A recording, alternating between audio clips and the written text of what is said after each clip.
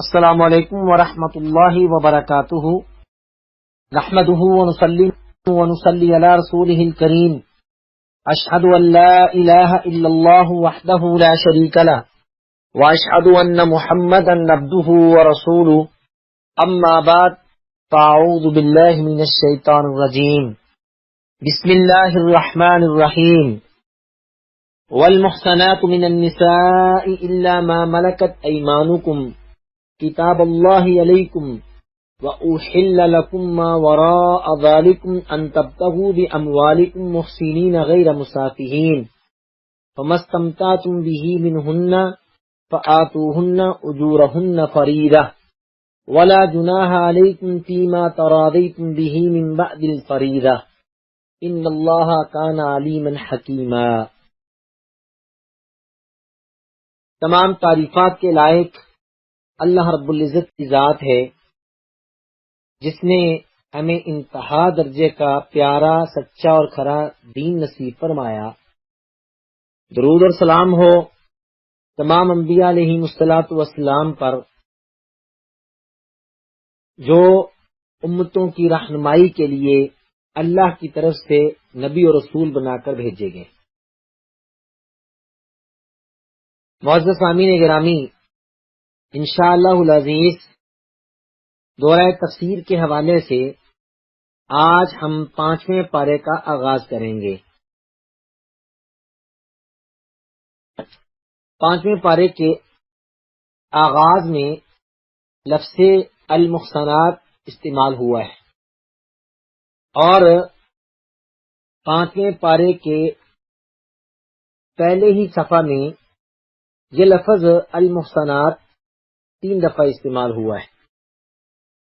کل بھی تذکرہ کیا گیا تھا، اس سورت کا نام سورۃ النساء ہے اور اس میں اللہ رب العزت نے خواتین کے متعلقہ مسائل کا احاطہ کیا ہے، اور یہ سورت ان لوگوں کے لیے ایک جواب بھی ہے جو آج کل یہ سمجھتے ہیں کہ اسلام نے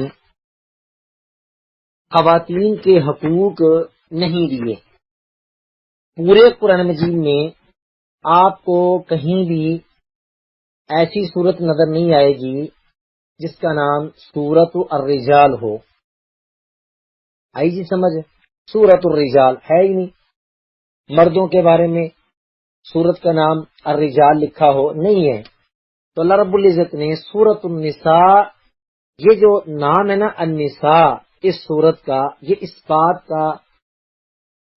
اس بات کی غمازی کرتا ہے کہ خواتین کے حقوق اللہ رب العزت نے متعین کیے، اس کے پیارے نبی جناب محمد الرسول اللہ صلی اللہ علیہ وسلم نے اللہ کے حکم سے بیان کیے، اس صورت میں بھی اور احادیث مبارکہ میں بھی۔ یہ کہنا کہ خواتین کو اسلام نے حقوق نہیں دیے، یہ بالکل سفید جھوٹ ہے، بہت بڑا جھوٹ ہے اور بہتان ہے اللہ اس کے رسول پر اور دین اسلام پر قدر لگانے کے مطابق ہے۔ اور افسوس تب ہوتا ہے جب ایک شخص لا الہ الا اللہ محمد الرسول اللہ پڑھنے والا ہو اور ایک مسلمان عورت یہ کلمہ پڑھنے والی ہو، پھر وہ یہ اعلان کرے کہ ہمیں ہمارے حقوق نہیں دیے گئے۔ یہ آیت والمحصنات من النساء الا ما ملکت ایمانکم سے شروع ہو رہی ہے، تو اس جملے کا تعلق پچھلی آیت سے ہے، 4 پارے کی آخری آیت سے، کہ اس میں اللہ رب العزت نے ان مستورات کا تذکرہ کیا تھا جن کے ساتھ نکاح کرنا حرام ہے، ٹھیک ہے نا جی۔ اور اس میں آخر میں تھا وَأَن تَجْمَعُوا بَيْنَ الْأُخْتَيْنِ، 2 سگی بہنوں کے ساتھ ایک ہی وقت میں نکاح کرنا حرام ہے، الا یہ کہ ان میں سے ایک فوت ہو جائے، ان میں سے کسی کی بیوی فوت ہو جائے تو پھر اس کی بہن سے نکاح کر سکتا ہے، یا اسے طلاق دے دے تو اس کی دوسری بہن سے نکاح کر لے۔ والمحصنات من النساء، اسی طرح یہاں محصنات سے مراد شادی شدہ عورتیں، وہ عورتیں جن کے خاوند موجود ہیں، خاوند کی موجودگی میں کوئی شخص کسی ایسی عورت سے نکاح نہیں کر سکتا جو شادی شدہ ہے اور اس کا خامن موجود ہے. یعنی وہ عورت مطلقہ نہیں ہے، وہ عورت بیوہ نہیں ہے، بلکہ شوہر والی ہے، تو شوہر والی عورت کے ساتھ کوئی دوسرا شخص نکاح نہیں کر سکتا، یہ حرام ہے. حرمت علیکم، جیسا کہ اس سے پچھلی آیت 23 میں آیا، تو یہ بھی حرام ہے. الا ما ملکت ایمانکم، الا یہ کہ وہ عورتیں جو لونڈیاں ہیں، ظاہر ان کے بھی تو شوہر ہوتے ہیں. آپ کو یاد ہے حضرت بریرہ رضی اللہ تعالیٰ عنہ، وہ بھی شادی شدہ تھیں، ان کے خامن کا نام مغیث تھا. اسی طرح وسلم کی زندگی میں کتنی ایسی عورتیں تھیں جو غلام بن کر آتی تھی لیکن ان کے شوہر موجود ہوتے تھے. تو اسلام نے اجازت دی کہ جب یہ اپنی عدت پوری کر لیں، ان کو مینسز آ جائیں، پھر ان کے ساتھ، ان لونڈیوں کے ساتھ تعلقات قائم کرنے جائز ہیں، اگرچہ ان کے ساتھ کا شوہر موجود ہے، ان کا اعتبار نہیں کیا جاتا، اسلام نے رخصت دی ہے. الا ما ملکت ایمانکم، ما سوائے ان عورتوں کے جو تمہاری لونڈیاں ہیں، اگرچہ ان کے شوہر موجود ہیں لیکن وہ جب عدت پوری کر لیں، ان کا مینسز کا پیریڈ گزر جائے تو پھر ان کے ساتھ تعلقات قائم کر سکتے ہیں. کتاب اللہ علیکم، کیا مانا؟ کتاب اللہ علیکم، یہ تم پر اللہ کا لکھا ہوا فیصلہ ہے. وَأُحِلَّ لَكُم مَّا وَرَاءَ ذَلِكُمْ، جن خواتین کا اللہ نے تذکرہ کر دیا ہے، ان کے علاوہ دیگر جتنی عورتیں ہیں ان کے ساتھ نکاح کرنا جائز ہے. ان تبتغوا باموالکم، کہ تم اپنے مالوں کے ذریعے سے، یعنی حق مہر دے کر، محسنین غیر مسافہین، نکاح کرنے والیاں ہوں تو ان سے نکاح کر لو، غیر مسافہین، بدکاری کرنے والیاں نہ ہوں. کیا مانا؟ ان تبتغوا باموالکم، اپنا مال دے کے اس عورت حاصل کر لو. تو اس کا معنی یہ نہیں ہے کہ تم نے روپیہ پیسہ لگا کے صرف اس کے ساتھ زندگی گزارنی ہے، نہیں، نکاح کرنا ہے. نکاح کی صورت میں ان کو اپنے ساتھ رکھنے کی اجازت ہے حق مہر دے کے، لیکن بدکاری کی نیت سے اس کے پیسے دے کے اس سے برائی کرنے کی قطعی اجازت نہیں ہے. فَمَسْتَمْتَعْتُمْ بِهِ مِنْهُنَّ، پھر جب تم ان سے فائدہ اٹھاتے ہو، فَآتُوهُنَّ أُجُورَهُنَّ، تو پھر تمہیں ان کے حق مہر دینے ہوں گے، فریدہ، جو مقرر شدہ ہے، طے شدہ حق مہر انہیں دینا پڑے گا جو نکاح کے موقع پہ طے ہوا. وَلَا جُنَاحَ عَلَيْكُمْ فِيمَا تَرَاضَيْتُمْ بِهِ مِنْ بَعْدِ الْفَرِيضَةِ إِنَّ اللَّهَ كَانَ عَلِيمًا حَكِيمًا، اور تم پر اس میں بھی کوئی گناہ نہیں ہے جس پر تم مقرر کر لینے کے بعد آپس میں راضی ہو جاؤ. ٹھیک ہے نا جی، اس میں بھی تمہارے اوپر کوئی حرج نہیں. کیا مانا؟ ایک تو ہوتا ہے کہ نکاح کے موقع پہ حق مہر مقرر کر لیا جاتا ہے تو پھر وہ حق مہر دینا ہے. مثلا وہ کہتا ہے جی 50,000 روپیہ حق مہر یا 2 تولے طلائی زیور دیا ہے حق مہر کی صورت میں، تو ٹھیک ہے، وہ دے دیں. اور آگے والے کا معنی کیا ہے؟ وَلَا جُنَاحَ عَلَيْكُمْ فِيمَا تَرَاضَيْتُمْ بِهِ مِنْ بَعْدِ الْفَرِيضَةِ، یعنی اگر خامد اور بیوی باہمی رضامندی سے طے شدہ حق مہر میں کمی بیشی بھی کر لیں تو اس میں کوئی حرج نہیں. شوہر نے لکھایا تھا 3 تولے زیور لیکن دے نہیں سکا، وہ اپنی بیوی سے کہتا ہے کہ میرے پاس 3 تولے زیور نہیں، اگر تم محسوس نہ کرو تو میں تمہیں 1 تولے حق مہر دے دوں، تم راضی ہو جاؤ گی؟ وہ کہتی میں اس پر بھی راضی ہوں، میں اس پر بھی راضی ہوں. تو پھر کوئی حرج نہیں ہے اگر وہ آپس میں رضامندی سے اسے کم کر لیں یا زیادہ کر لیں. شوہر اس نے 5,000 روپے حق مہر لکھا، بیوی کو دے دیا، بیوی نے اس سے محبت میں اظہار کیا کہ آپ نے صرف مجھے 5,000 روپے حق مہر دیا ہے، یہ تو بہت تھوڑا دیا ہے. وہ کہتا ہے 5,000 تھوڑا ہے، چلو اس طرح کا مطلب 50,000 دے دیتا ہوں، اب راضی ہو؟ وہ خوشی سے لے لیتی ہے. تو تب بھی کمی بیشی کر لینے میں کوئی حرج نہیں ہے، لیکن میاں بیوی کی رضامندی ضروری ہے.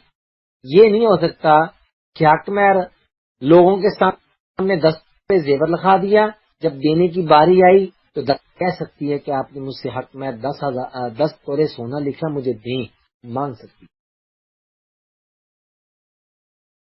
وَمَن لَّمْ يَسْتَطِعْ مِنكُمْ طَوْلًا أَن يَنكِحَ الْمُحْصَنَاتِ الْمُؤْمِنَاتِ، اب آگے والی آیت میں کیا فرمایا کہ تم میں سے جس کے پاس طاقت نہیں ہے کہ وہ آزاد مومن عورت سے نکاح کرے.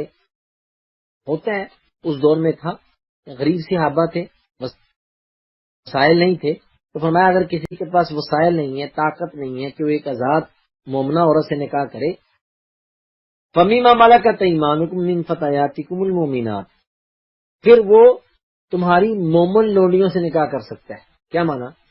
پھر وہ کسی کی لونڈی کے ساتھ نکاح کر لے، اگر اس کا مالک راضی ہے تو اس کے ساتھ نکاح کر لے. ظاہر لونڈی جو ہے وہ ایک تو لونڈی ہے، تو پھر وہ تھوڑے پیسوں پہ بھی، تھوڑے حقمیر پہ بھی راضی ہو جائے گی، تھوڑی روکھی سوکھی بھی کھا لے گی کہ چلو میرے ساتھ کسی نے شادی تو کی نا، کہ میں ایک بیوی کی حیثیت سے زندگی بسر کروں گی، بشرط یہ کہ اس کا مالک اس کا آقا راضی ہے. واللہ اعلم بایمانی. باقی اللہ تعالیٰ تمہارے ایمان کو زیادہ جاننے والا ہے. بعضکم من بعض، بعض میں سے ہیں، ٹھیک ہے نا. تو ان سے ان کے مالکوں کی کیا مانا؟ فَانْكِحُوهُنَّ بِإِذْنِ أَهْلِهِنَّ، ان کے مالکوں کی اجازت سے تم ان کے ساتھ نکاح کرو گے. تم میں سے بعض سے ہیں، کیا مانا؟ اگر لونڈی ہے تو آدم کی بیٹی، تم بھی آدم کے بیٹے ہو. ایک لحاظ سے اگر وہ بیچاری لونڈی بن چکی ہے، لیکن اولاد آدم ہونے کے ناطے سے تم آدم کے بیٹے، وہ آدم کی بیٹی ہے، لیکن ان سے نکاح کرنا ہے تو ان کے مالکوں کی اجازت سے. یہ نہیں ہے کہ مالک کو پتہ نہیں ہے، ایک آدمی کسی لونڈی کے ساتھ نکاح کر کے اسے گھر میں لے جائے، اس کی اجازت نہیں. مالک کی اجازت کے بغیر نکاح نہیں کر سکتے. فرمایا لیکن اگر کسی لونڈی سے بھی نکاح کرنا ہے، وَآتُوهُنَّ أُجُورَهُنَّ بِالْمَعْرُوفِ، تب بھی انہیں حق مہر مناسب معروف طریقے سے دینا پڑے گا.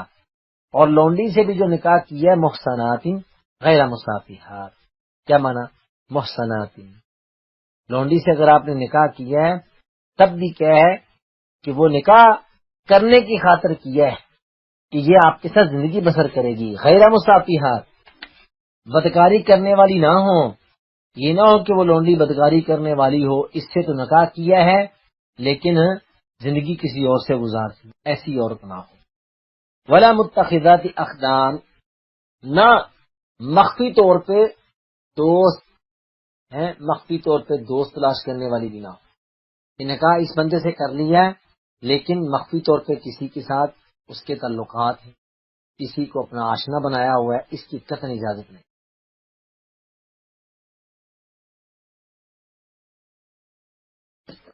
فرمایا فَإِذَا أُحْسِنَّ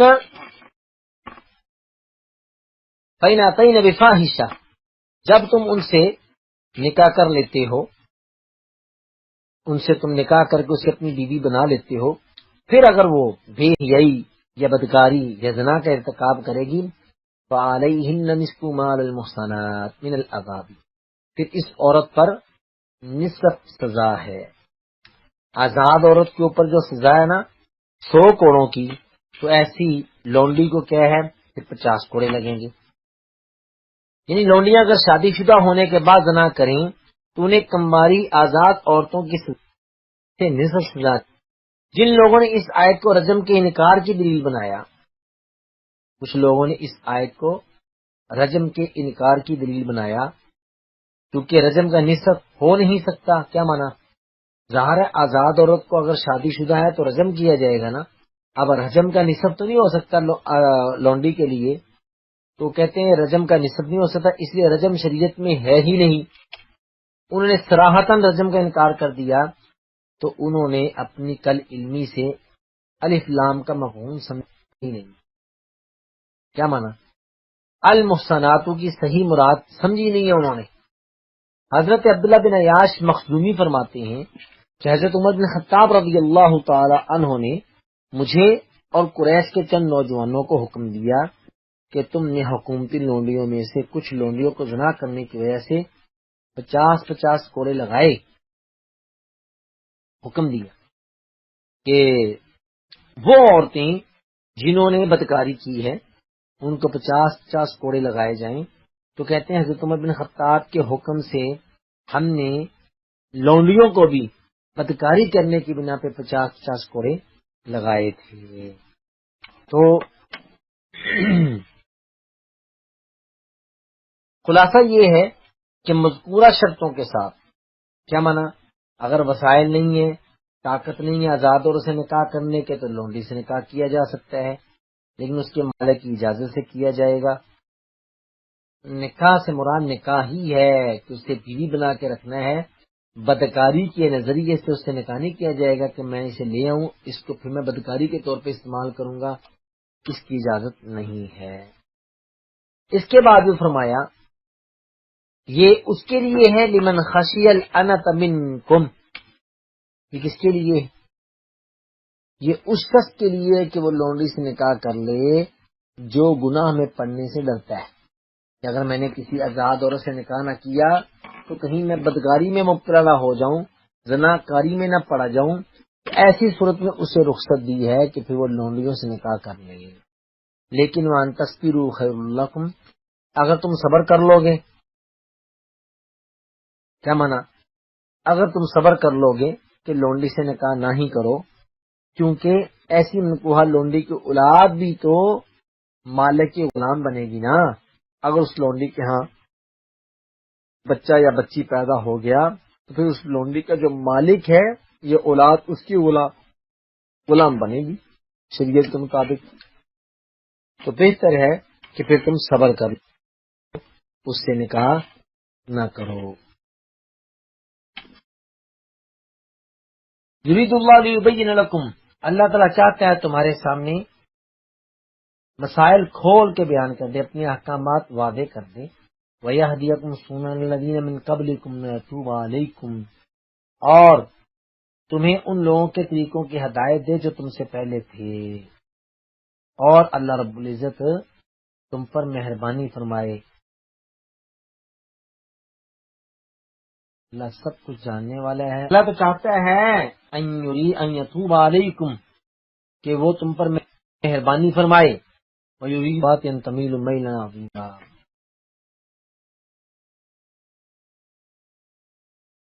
اور وہ لوگ جو بہت کھینچنے والی آزاد عورتیں بگڑی ہوئی معاشرے میں جو موجود ہیں، ان کا مقصد بھی یہی ہوتا ہے کہ یعنی شہوات کے پیچھے چلتی، خواہشات کے پیچھے چلتی، اور وہ لوگ بھی چاہتے ہیں کہ ان عورتوں کو، ان بچیوں کو، ان لڑکیوں کو آوارہ بنا دیا جائے، لڑکوں کو آوارہ بنا دیا جائے۔ کہیں ہم جنس پرستی کا نعرہ لگا دیتے ہیں، کہیں عورت کی عورت کے ساتھ شادی کروانے کے قائل ہیں، کہیں مرد کی مرد کے ساتھ شادی کروانے کے قائل ہیں، اور ہندوستان میں تو دیکھ لیجیے عورت کی کتے سے شادی کر دی جاتی ہے، اور اسی طرح کتیا کی مرد سے شادی کر دی جاتی ہے۔ یہ کیا چاہتے ہیں یہ لوگ؟ یہ تو چاہتے ہیں کہ دنیا میں برائی پھیلے اور لوگوں کو بے راہ روی کے اوپر چلا دے۔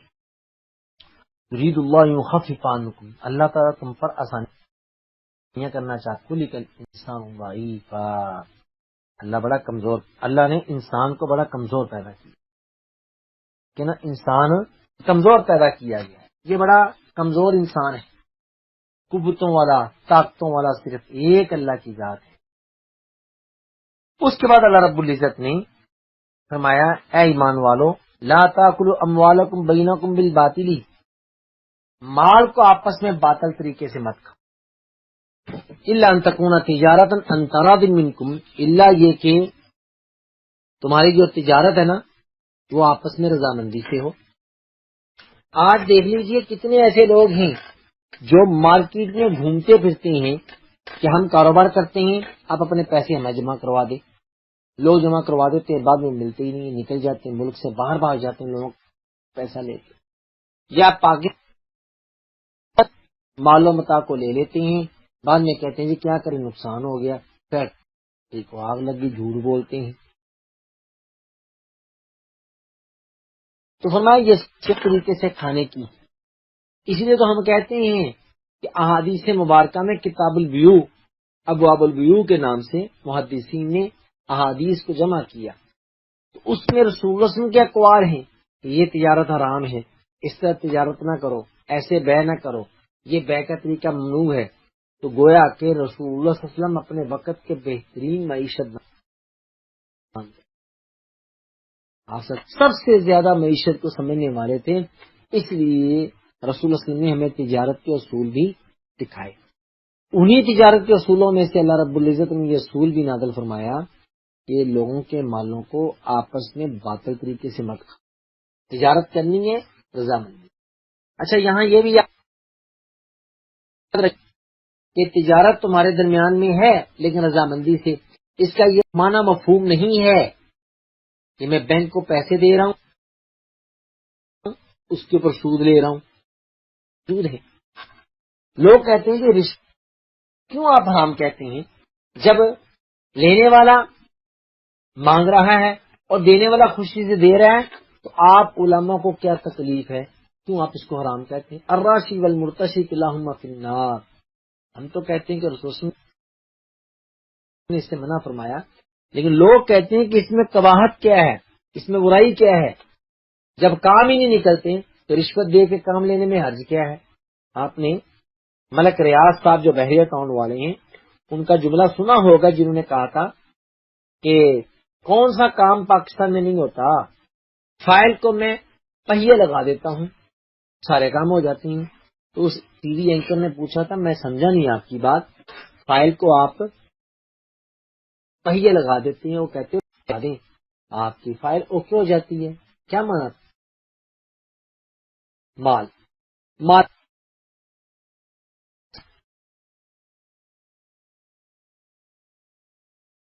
ہو جاتے ہیں. پیسہ دیں سب. سود لینا چاہتا ہوں اور دوسرا خوشی سے دینا چاہتا ہے تو آپ کو کیا تکلیف ہے؟ کیونکہ سود لینا اور دینا دونوں حرام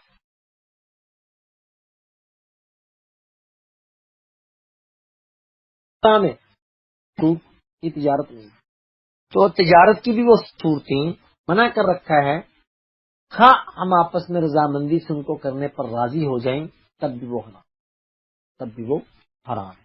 یہ نہیں کہہ سکتے کہ جی میں خریدار ہوں اور وہ بیچنے والا ہے، ہم دونوں آپس میں راضی ہیں، اسلام کو کیا تکلیف ہے کوئی اسے حرام قرار دے رہا ہے. جو حرام ہے وہ حرام ہی رہے گا. اور آپ کے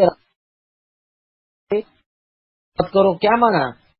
کیا اپنے آپ کو گولی مارنا ہے؟ جی. کیا اپنے آپ کو فائر مارنا ہے؟ نہیں.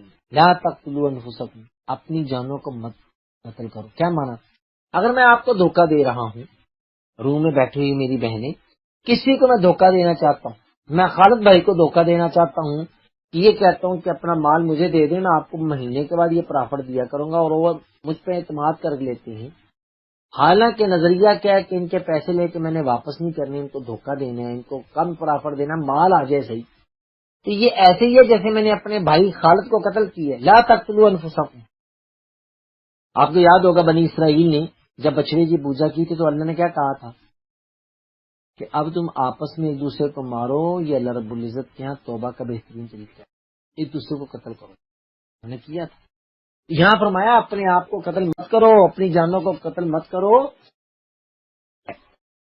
جو سسٹرز ہیں وہ میری بہنیں ہیں، ان کا مال میں کیوں ہتھیا رہا ہوں؟ نیت پہ فطور ہے، ان کے مال کو لے کے میں نے بھاگ جانا ہے، میں کیوں کام کر رہا ہوں؟ یہ ایسے ہی ہے جیسے میں اپنے بھائی کو قتل کر رہا ہوں. جیسے آیا نا غیبت، ایسے ہے جیسے اپنے مردہ بھائی کا گوشت کھانا ہے. تو ناحق طور پہ کسی کے مال کو چھیننا بھی ایسے ہے جیسے میں اسے قتل کر رہا ہوں.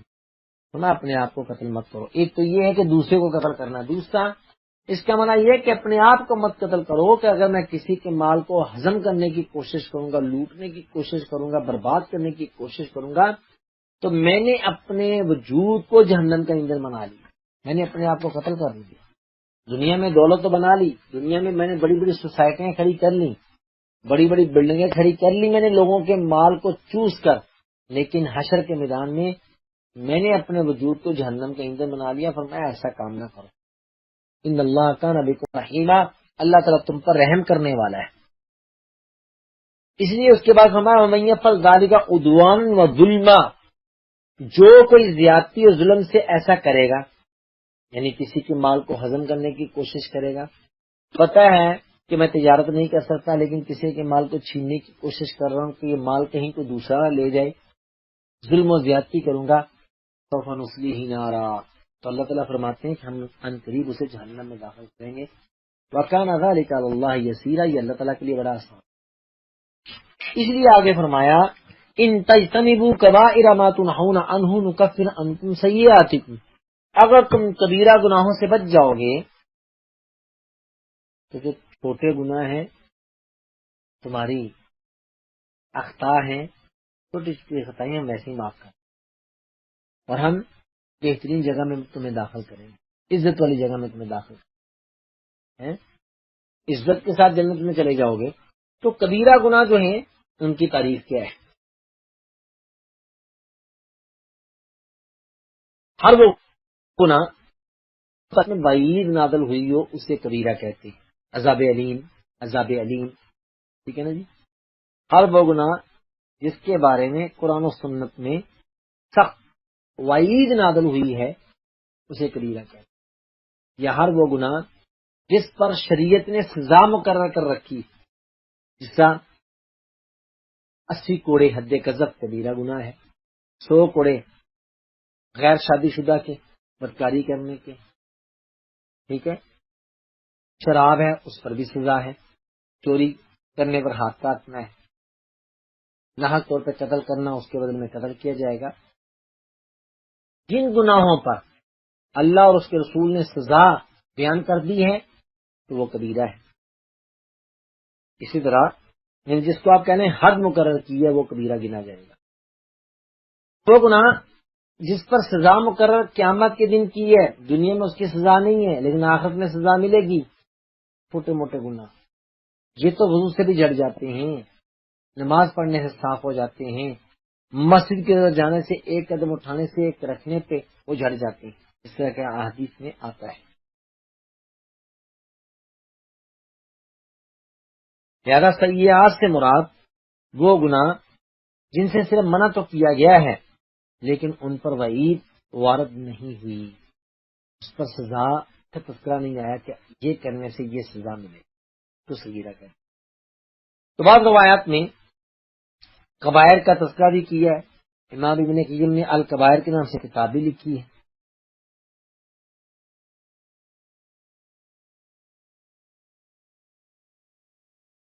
فرمایا للرجال نصیب، اچھا ولا تتمنوا ما فضل اللہ به بعضکم علی بعض. اچھا اس آیت میں کیا فرمایا؟ مت تمنا کرو اس چیز کی جو اللہ نے تم میں سے بعض کے مقابلے میں بعض کو دے رکھی. کیا مانا؟ اللہ نے بعض کو بعض پر فضیلت دے رکھی ہے، مال میں، عزت میں، شہرت میں، دلیری میں. میں ہر بندہ اس چیز کی تمنا نہ کرے کہ کاش یہ میرے پاس ہوتی. رشک کیا جا سکتا ہے، حسد نہیں کیا جا سکتا. اب ہر بندہ کہ جی میں بل گیٹس کی طرح مالدار ہو جاؤں، کہ ملک ریاض بن جاؤں، نواز شریف کی طرح میرے پاس بھی دولت جمع ہو جائے، نہیں، ضرورت نہیں ایسی باتیں کرنے کی. جہاں اللہ نے بندے کو رکھا ہے وہی کافی ہے. بندہ محنت کرے، صبر سے کام لے اور محنت کرتا رہے، اللہ رب العزت اسے بہت زیادہ دولت دے گا. اور اللہ کے راستے میں خرچ کرنے والا بن جائے تو اللہ اسے سب سے زیادہ غنی کر دے گا. تو دولت کے انبار لگا لینا یہ کوئی نیکی نہیں ہے. دولت کے انبار لگے ہوں، انباروں کی صورت میں خرچ کرنا یہ نیکی ہے. جس طرح کہ عثمان غنی تھے، سیدنا ابوبکر صدیق تھے، سیدنا عمر بن خطاب تھے، حضرت علی رضی اللہ عنہ تھے، حتیٰ کہ خود رسول اللہ صلی اللہ علیہ وسلم تھے. کیا کرتے تھے؟ حدیث میں آتا ہے جیسے رمضان کا مہینہ داخل ہوتا آپ تیز ترین ہوا سے زیادہ تیز ہو جاتے تھے سخاوت کرنے میں، بہت زیادہ سخاوت کرتے تھے. وہ بننا چاہیے. باقی تقدیر کے فیصلے پہ راضی رہنا چاہیے، تقدیر کے فیصلوں پہ بندے کو راضی رہنا چاہیے. اس لیے فرمایا للرجال نصیب مما اکتسبوا وللنساء نصیب مما اکتسبن. مردوں کے لیے بھی اللہ نے حصے مقرر کر دیے اور عورتوں کے بھی اللہ نے حصے مقرر کر دیے. وصل اللہ من فضلی، اگر تمہیں زائد مال کی طلب ہے تو پھر اپنے رب سے مانگو، اللہ سے رزق میں اضافے کی دعا کیا کرو. اللہ کا بکل شیء علیم، اللہ ہر چیز کو جاننے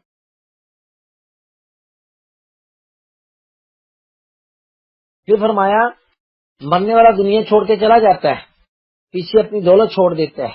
وَلِكُلٍّ جَعَلْنَا مَوَالِيَ مِمَّا تَرَكَ الْوَالِدَانِ وَالْأَقْرَبُونَ، اور ہم نے اس ترکے میں جو والدین اور زیادہ قرابت والے ہیں چھوڑ جائیں، ہر ایک کے وارث مقرر کر دیے.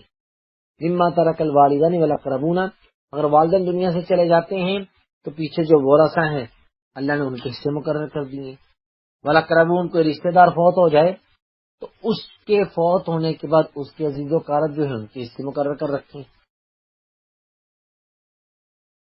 لہذا جو اللہ رب العزت نے وراثت مقرر کر دی ہے اس کو اللہ کے فرامین کے مطابق تقسیم کرو. اس کے بعد آیت نمبر 34 میں اللہ رب العزت نے سورت تو نازل نہیں کی الرجال کے نام سے، لیکن الرجال قوامون علی النساء کہ سورت النساء ہے، اس میں خواتین کے مسائل ہیں. لہذا خواتین یہ نہ سمجھ لیں کہ ہمارے حق میں اللہ نے قرآن مجید میں سورت نازل کی ہے لہذا ہمارا مقام و مرتبہ مردوں کے مقابلے میں کہیں زیادہ ہے.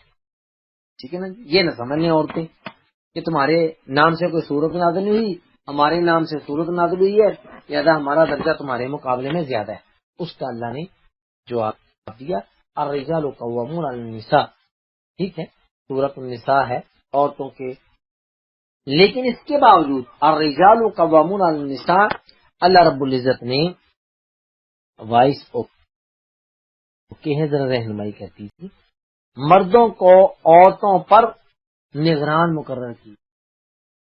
عورتوں کو ذہن میں رکھیے، عورتوں کو مردوں پر نگران مقرر نہیں کیا، جبکہ اللہ نے مردوں کو عورتوں پر نگران مقرر کیا ہے. مرد عورتوں کے قوام ہیں، عورتیں مردوں کے قوام نہیں. وجہ بما فضل اللہ بعضهم علی بعض کہ اللہ رب العزت نے ان میں سے بعض کو بعض پر فضیلت عطا کی ہے. ایک کہ اللہ نے عورتوں کو کمزور پیدا کیا، مرد کو مضبوط پیدا کیا، اچھا فیصلہ کرنے والا، اچھے ذہن کا مالک، حافظے والا. یہ بھی ایک فضیلت ہے کہ اللہ نے ان میں سے بعض کو بعض پر فضیلت دے رکھی ہے. دوسرا سبب کیا ہے مردوں کا قوا بنانے کا؟ وَبِمَا أَنفَقُوا مِنْ أَمْوَالِهِمْ، دوسرا سبب یہ کہ یہ اپنے مالوں کو خرچ کرنے والے. اور لیکن اسلام کے دائرہ کار میں رہتے ہوئے اس کی شروط و قواعد و ضوابط کو سامنے رکھتے ہوئے پھر وہ کمائی کرے تو اسلام نے منع نہیں کیا. صحابیات تھی جو تجارت کیا کرتی تھی، تو آج بھی عورت تجارت کر سکتی ہے لیکن اسلام کے حدود و قیود کی پابندی کرتے ہوئے. اسے پشے پس ڈال کر اسے تجارت کرنے کی اجازت نہیں ہے. اسلام کے اصولوں کو سامنے رکھتے ہوئے تجارت کرے گی. مایا اللہ نے مردوں کو یہ مقام و مرتبہ عطا کیا ہے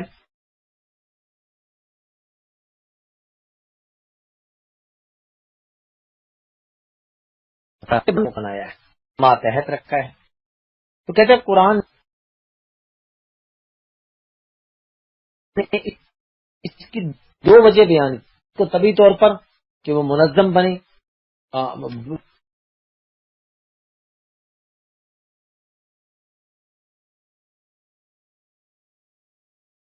وہ منتظم بنے، بچوں کا خرچہ آنے والے میں امیر عورت نہیں ہو سکتی.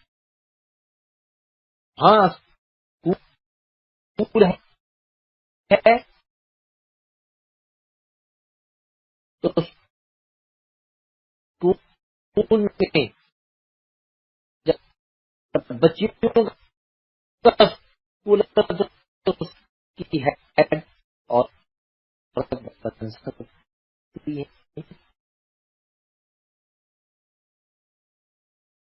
اور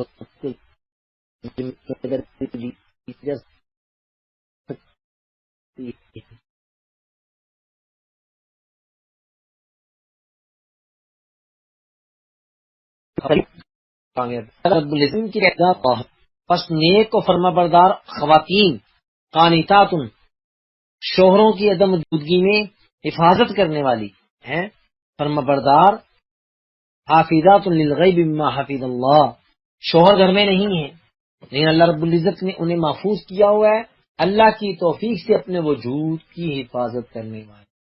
واللاتی تخافون نشوزہن، اب ساری عورتیں ایک جیسی نہیں ہو سکتی، جس طرح سارے مرد ایک جیسے نہیں ہیں۔ بس اوقات مرد طبیعت کا سخت ہوتا ہے، عورت ٹھنڈی ہوتی ہے۔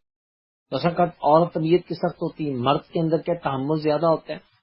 فرمایا فالواللاتی، اور وہ عورتیں تخافون نشوزہن، جن کے بارے میں تمہیں ڈر ہے، جن کے بارے میں تمہیں خوف ہے کہ فتنہ بن سکتا ہے گھر میں، فرمایا فعدوہن، ان کو واضح و نصیحت کرتے رہا کرو، انہیں سمجھاتے رہا کرو۔ واہجروہن فی المضاجع واضربوہن، اگر وہ عورتیں پھر بھی تمہاری نافرمانی کرتی ہیں پھر ان کو اپنے بستروں سے الگ کر دو، گھر چھوڑ کے دوسری طرف جانے کی اجازت دو۔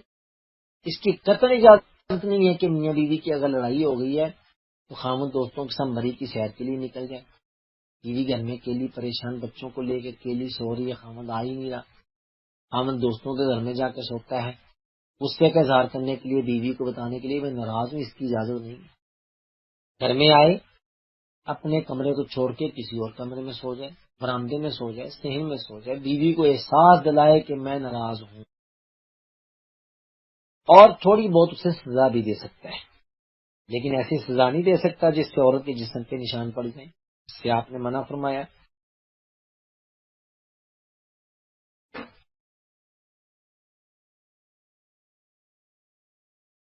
تو فرمایا فَإِنْ أَطَعْنَكُمْ، اگر عورت، خامن نے ڈانٹا، خامن نے سزا دے دی تھوڑی بہت، خامن نے اسے ڈانٹ دیا، عورت کے اندر نرمی پیدا ہو گئی، اب وہ بیچاری چپ ہو گئی ہے، اس نے معذرت کر لی ہے، پھر اگر وہ فرما بردار بن گئی ہے فَلَا تَبْغُوا عَلَيْهِنَّ سَبِيلًا، اب شوہر کو اس کے اوپر زیادتی کرنے کی قطعی اجازت نہیں، ایسے راستے تلاش نہ کرے کہ اس کو ذلیل کرے۔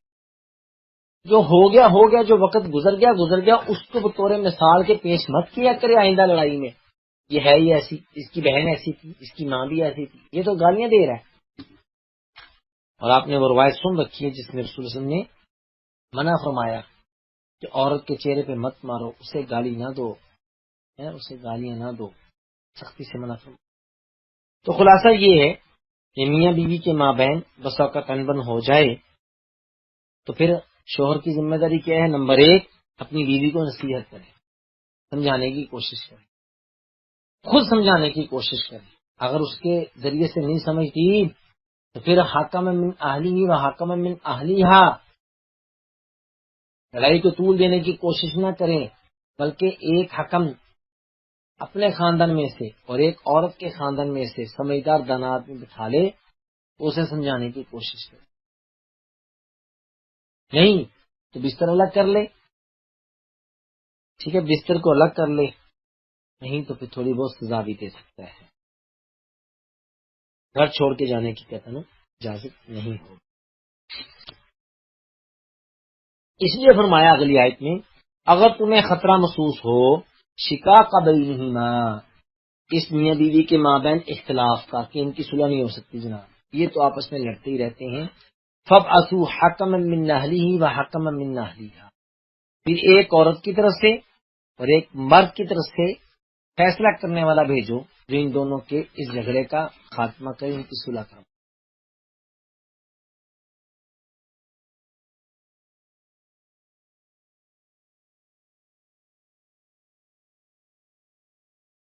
تو وہ جو حاکم ہیں، وہ جو آپ نے گواہ مقرر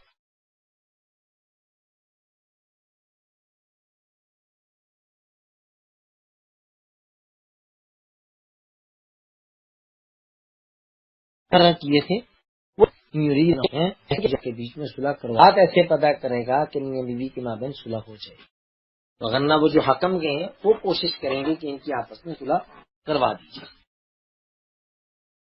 اب اس کے ساتھ ساتھ کیا فرمایا؟ وَاعْبُدُوا اللَّهَ وَلَا تُشْرِكُوا بِهِ شَيْئًا، لیکن اس آیت کا پچھلی آیت کے ساتھ کیا ربط؟ وَاعْبُدُوا اللَّهَ وَلَا تُشْرِكُوا بِهِ شَيْئًا، کہ اللہ کی عبادت کرو۔ ظاہر میاں بیوی کے جھگڑے کا تذکرہ ہو رہا تھا نا، تو پھر اشارہ کا کیا؟ اللہ کی عبادت کرنے والے بن جاؤ، میاں بیوی کے مابین اختلاف ہوا ہے تب بھی اپنے رب کو مت بھولو، اس کے فرامین پر عمل کرو، اس کے فرامین پر عمل پیرا ہو جاؤ اور اللہ کے بیان کردہ طریقے کے اوپر چلو۔ وَلَا تُشْرِكُوا بِهِ شَيْئًا، اس کے ساتھ شرک مت کرو۔ اور آج پتہ چلتا ہے کہ یہاں شرک کا کیا تعلق ہے، میاں بیوی کی لڑائی صلح کروا دی تو شرک کیا ہے؟ آج نظر آتا ہے کہ کتنی نادان عورتیں ایسی ہیں جو اپنے خامد کے ساتھ جھگڑا تو ہو جائے، پھر پیروں فقیروں کے پاس جا کے تعویذات لکھواتی ہیں، جادو ٹونے کرتی ہیں. یہ کیا ہے؟ من تعلق تمیمۃ فقط اشرکا، جس نے تعویذ لٹکایا، تعویذ بنوایا، اس نے شرک کیا. وہ ان چکروں میں پڑ جاتی ہیں. خامد کو زیر کرنا ہے، کسی پیر کے پاس بیٹھ جاتی ہیں، وہ کہتا ہے جی 5,000 کا تعویذ بنے گا، خامد تمہاری مٹھی میں، جو کہوگی وہ مانے گا. اسی طرح شوہر کے اندر یہ بیماری ہے، کہتا کوئی ایسا تعویذ بنا کے دیں میری بیوی جناب میرے ماتحت ہو جائے. ہر طرح سے لوٹا جا رہا ہے. ولا تشرکوا بہ شیئا وبالوالدین احسانا. یہاں والدین کا تذکرہ کیوں آ گیا؟ اس لیے آیا کہ یہ نہ ہو کہ میاں بیوی کی آپس میں لڑائی ہوئی ہے اور بیوی جناب شوہر کے ماں باپ سے بالکل قطع تلخی کا اظہار کرے کہ یہ تیرے ماں باپ ہے، میرے کچھ نہیں لگتے، لہذا میں ان کی کفالت کی ذمہ دار ہوں.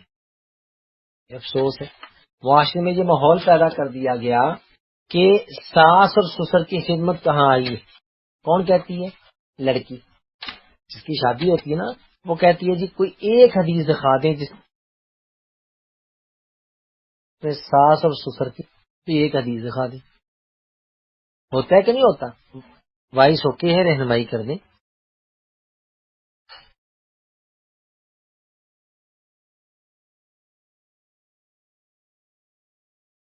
السلام علیکم ورحمۃ اللہ. جی وائس اوکے ہے، رہنمائی کر دیں.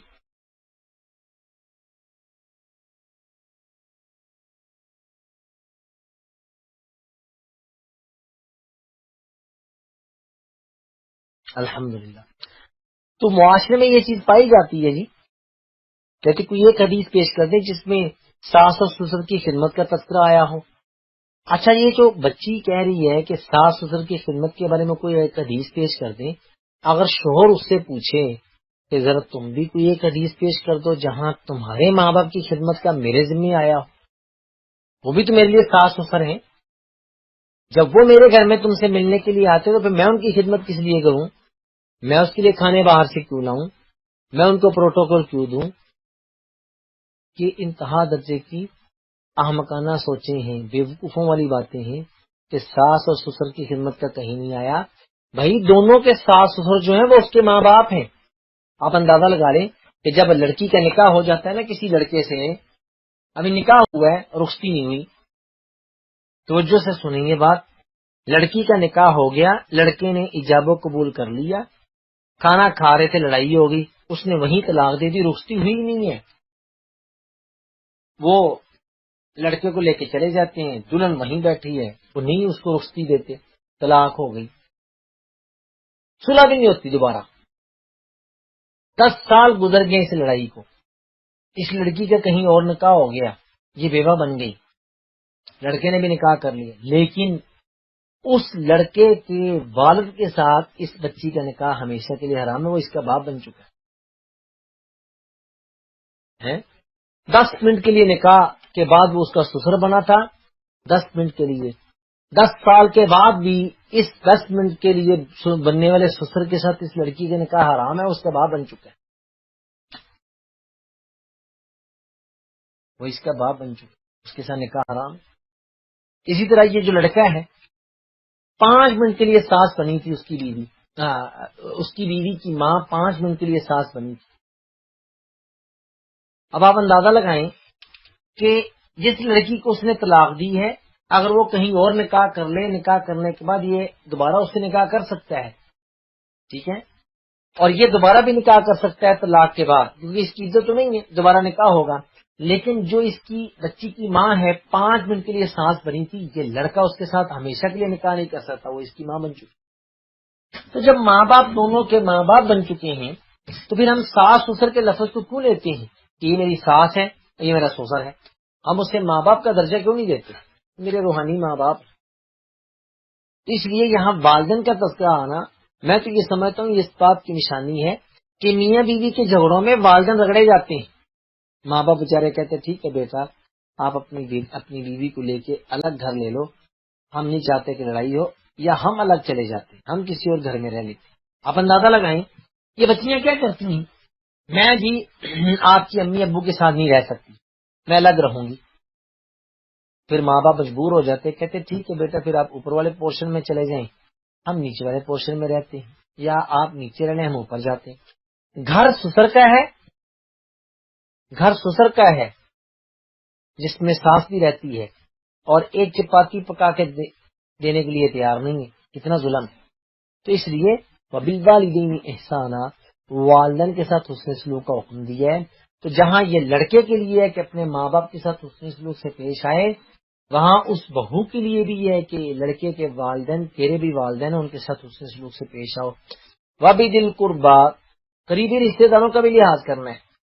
تو قریبی رشتے دار، لڑکے کے ساس سسر کے بھی رشتے دار اس کے قریبی رشتے دار ہیں، لڑکی کے ساس سسر بھی ایک دوسرے کے قریبی رشتے دار ہیں، اور ویسے بھی قریبی رشتے داروں کا تذکرہ ہے. والیتامی والمساکین، یتیموں اور مسکینوں کا بھی لحاظ کرنا ہے. والجار ذی القربی، اور قریبی پڑوسی، ایسا پڑوسی جو قریبی رشتے دار ہے. والجار الجنوبی والصاحب بالجنب، یہاں اللہ رب العزت نے 3 قسم کے لوگوں کا تذکرہ کیا. 2 جار ہیں، ایک وہ ہمسایہ جو رشتہ دار ہے، اور ایک وہ ہمسایہ الجار الجنب جو اجنبی ہے. اجنبی ہمسائے ان کے ساتھ بھی حسن سلوک سے پیش آنا ہے، اور رشتہ دار ہمسایوں سے بھی حسن سلوک سے پیش آنا ہے. اور اس کے ساتھ ساتھ وابن السبیل، مسافروں کا بھی خیال کرنا ہے. تمام ملکت ایمانکم، اور غلام اور لونڈیوں کا بھی لحاظ کرنا ہے، ان کا بھی خیال کرنا ہے. ان اللہ لا یحب من کان مختالا فخورا، اللہ رب العزت تو اس کو پسند ہی نہیں کرتا، اس سے محبت نہیں کرتا جو اکڑنے والا ہے اور شیخی مارنے والا ہے، فخر کرنے والا، تکبر کرنے والا، اللہ اس کو پسند نہیں کرتا. گویا کہ خرچ کرنے کے بعد فخر کرنے والے کو بھی اللہ پسند نہیں کرتا، اور متکبر کو بھی اللہ پسند نہیں کرتا.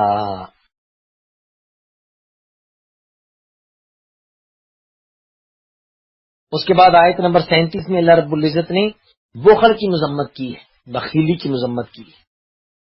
بعض سلف نے اس آیت میں بخل کے لفظ کو یہودیوں کے لیے استعمال کیا ہے، کہ یہودیوں کے بخل پر معمول کیا ہے. یہاں مراد یہودیوں کے بخل کا تذکرہ ہے. تو یہودیوں کا بخل ہو یا مسلمانوں کا بخل ہو، بخل بخل ہے. تو گویا کہ رسول کی صفات اور علامات کو لوگوں سے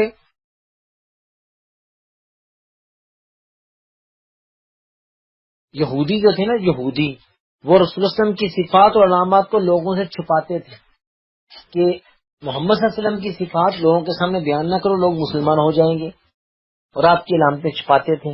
یہ بخیلی سے کام لیتے تھے. پھر بخیلوں کی مذمت کے بعد اگلی آیت نمبر 38 میں اللہ رب العزت نے دکھلاوا کرنے والوں کی مذمت کی، جو اللہ کے راستے میں مال تو خرچ کرتے ہیں لیکن دکھلاتے ہیں.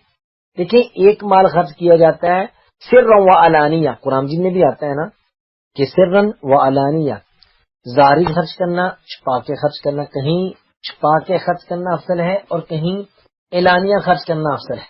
اگر بندے کی نیت یہ ہو کہ میں اعلانیہ خرچ کرنا چاہتا ہوں صرف اس لیے کہ میری وجہ سے کچھ لوگ اور بھی اللہ کے راستے میں خرچ کر لیں گے، تو پھر یہ جائز ہے، ریاکاری نہیں.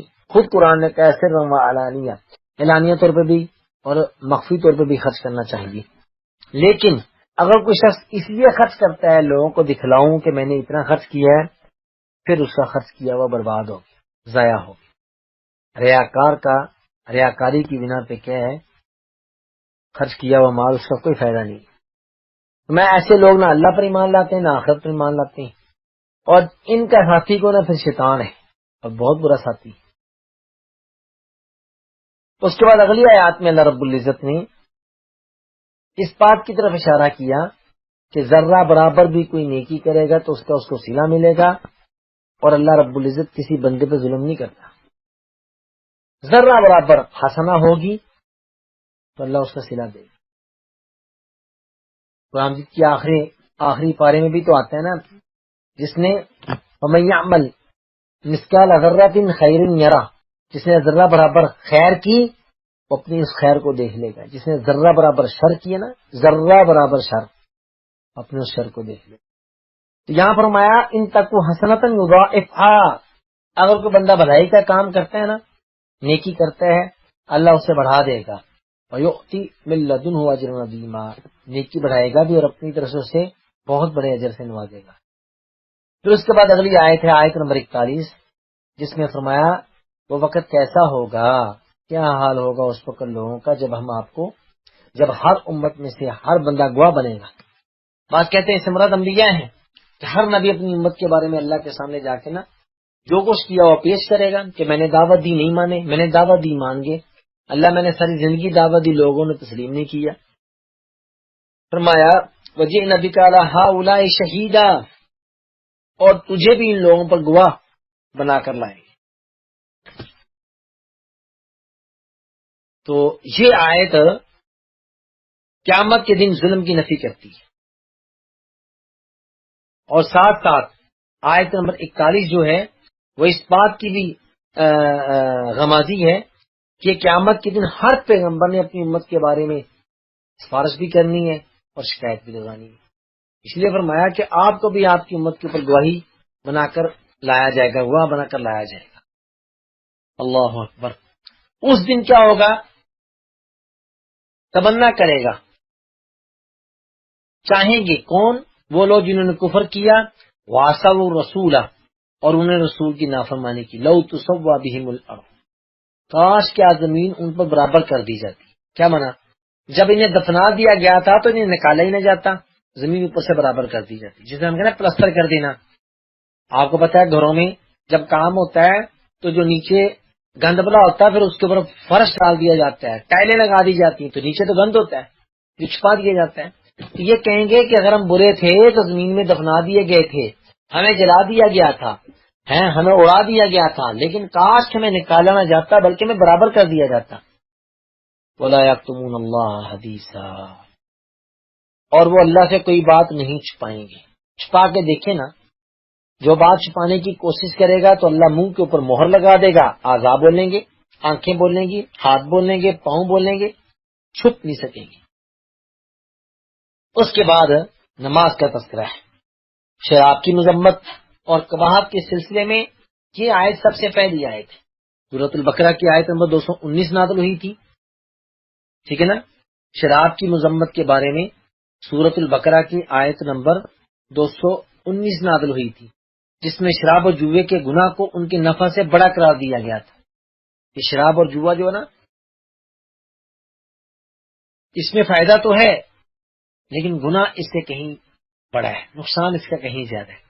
اور اب یہ جو آیت ہے، آیت نمبر 43 سورۃ النساء کی، اس میں تو منع کر دیا کہ نشے کی حالت میں نماز پڑھنی نہیں. لا تقربوا الصلاۃ وانتم سکارى، جب تمہیں نشہ چڑھا ہوا نا پھر نماز نہ پڑھا کرو، اس کے قریب بھی نہ جایا کرو، یہاں تک کہ تمہیں کم از کم یہ تو پتا ہو کہ تم کیا کیا رہے ہو.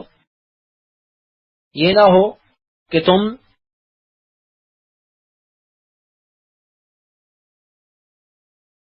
آیات کا غلط منع کرو، جیسا کہ روایت میں آتا ہے حضرت عبد الرحمن بن عوف نے، حضرت علی بن ابی طالب کہتے ہیں کہ حضرت عبد الرحمن بن عوف نے ہمارے لیے کھانا پکایا، پھر ہمیں بلایا، اور روایت آتی ہے کہ اس وقت تک شراب حرام نہیں ہوئی تھی، اس کھانے میں مشروبات میں شراب بھی تھی، تو کہتے ہیں شراب نے ہمیں مدہوش کر دیا.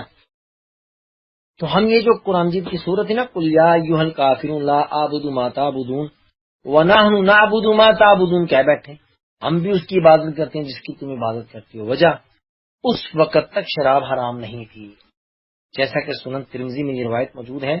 تو پھر اس پر اللہ رب العزت نے آیت نازل فرمائی تھی، اے ایمان والو لا تقربوا الصلاۃ وانتم سکارى، حالت نشہ میں نماز کے قریب ہی مت جایا.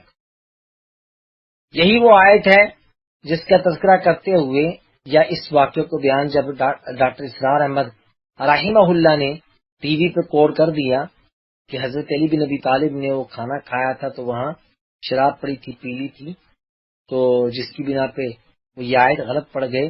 تو پھر جانتے ہیں کہ ایک گروہ نے اس کے اوپر وویلا کیا، نتیجہ یہ نکلا کہ پھر حضرت ڈاکٹر اسرار جو تھے ان پر حکومت پاکستان نے پابندی لگا دی کہ آج کے بعد وہ ٹی وی پہ درس نہیں دے سکتے. جب تفسیر چل رہا تھا پھر پابندی لگا دی گئی تھی. بہرحال سنن ترمذی کی یہ روایت موجود ہے، روایت بھی صحیح ہے. تو اس وقت تک شراب کا تن حرام نہیں ہوئی تھی. سورہ مائدہ کی آیت نمبر 90-91 جب نازل ہوئی جس سے شراب قطعی طور پر حرام کر دی گئی تھی، جب تو یہ قطعاً حلال نہیں ہے بلکہ حرام کر دی گئی. تو شراب کا حکم جو ہے نا دھیرے دھیرے آیا ہے. پہلے اسے نفرت دلائی گئی، پھر فرمایا اس حالت میں نماز بھی نہ پڑھو، پھر تیسرے نمبر پہ جا کے سورہ مائدہ میں آیا تھا کہ اب یہ حرام ہے، اس پہ استعمال کرنے کی اجازت نہیں تھی. صحابہ کرام نے تو شراب بہا دی. اس کے بعد جنبی کا تذکرہ ہے، ولا جنوبا الا عابری سبیل حتی تغتسلوا. نماز پڑھنی ہے تو جنبی آدمی بھی نماز نہ پڑھے. جنبی آدمی کب نماز پڑھے گا؟ جب وہ فرضی غسل کر لے گا. الا عابری سبیل حتی تغتسلوا، مگر راستہ بور کرنے والے. راستہ بور کرنے سے مراد کیا ہے؟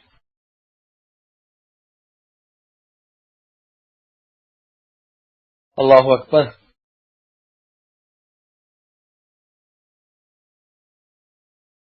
یعنی ایک آدمی جنبی ہے، مسجد میں لیٹا ہوا تھا، جنبی ہو گیا، اب وہ باہر نہ نکلے، جائز ہے مسجد سے نکل کے چلا جائے، نہا کے واپس آئے، نماز پڑھے.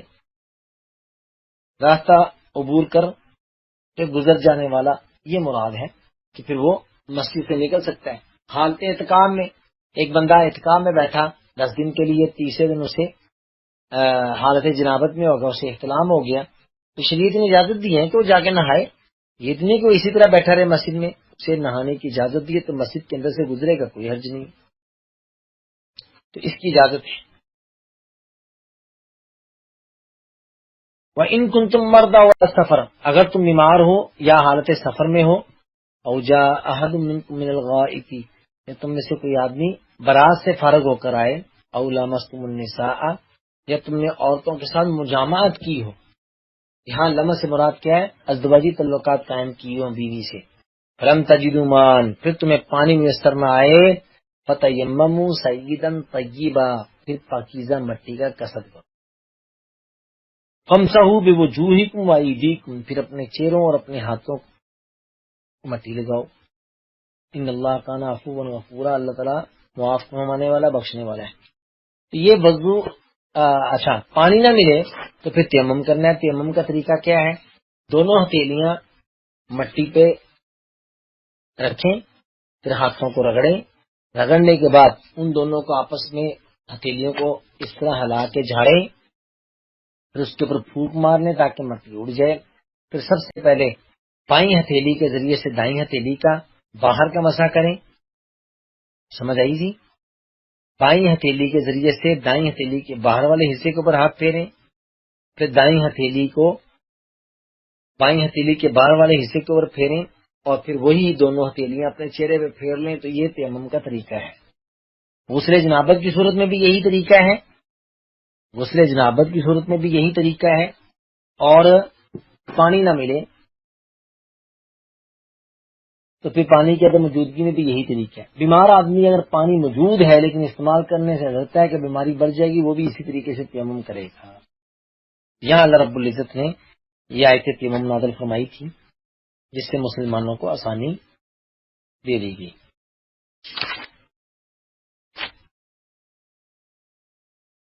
اس کے بعد اللہ رب العزت نے آیت نمبر 44 اور 45 میں مشرکین کے طرز عمل سے متنبع کرنے کے بعد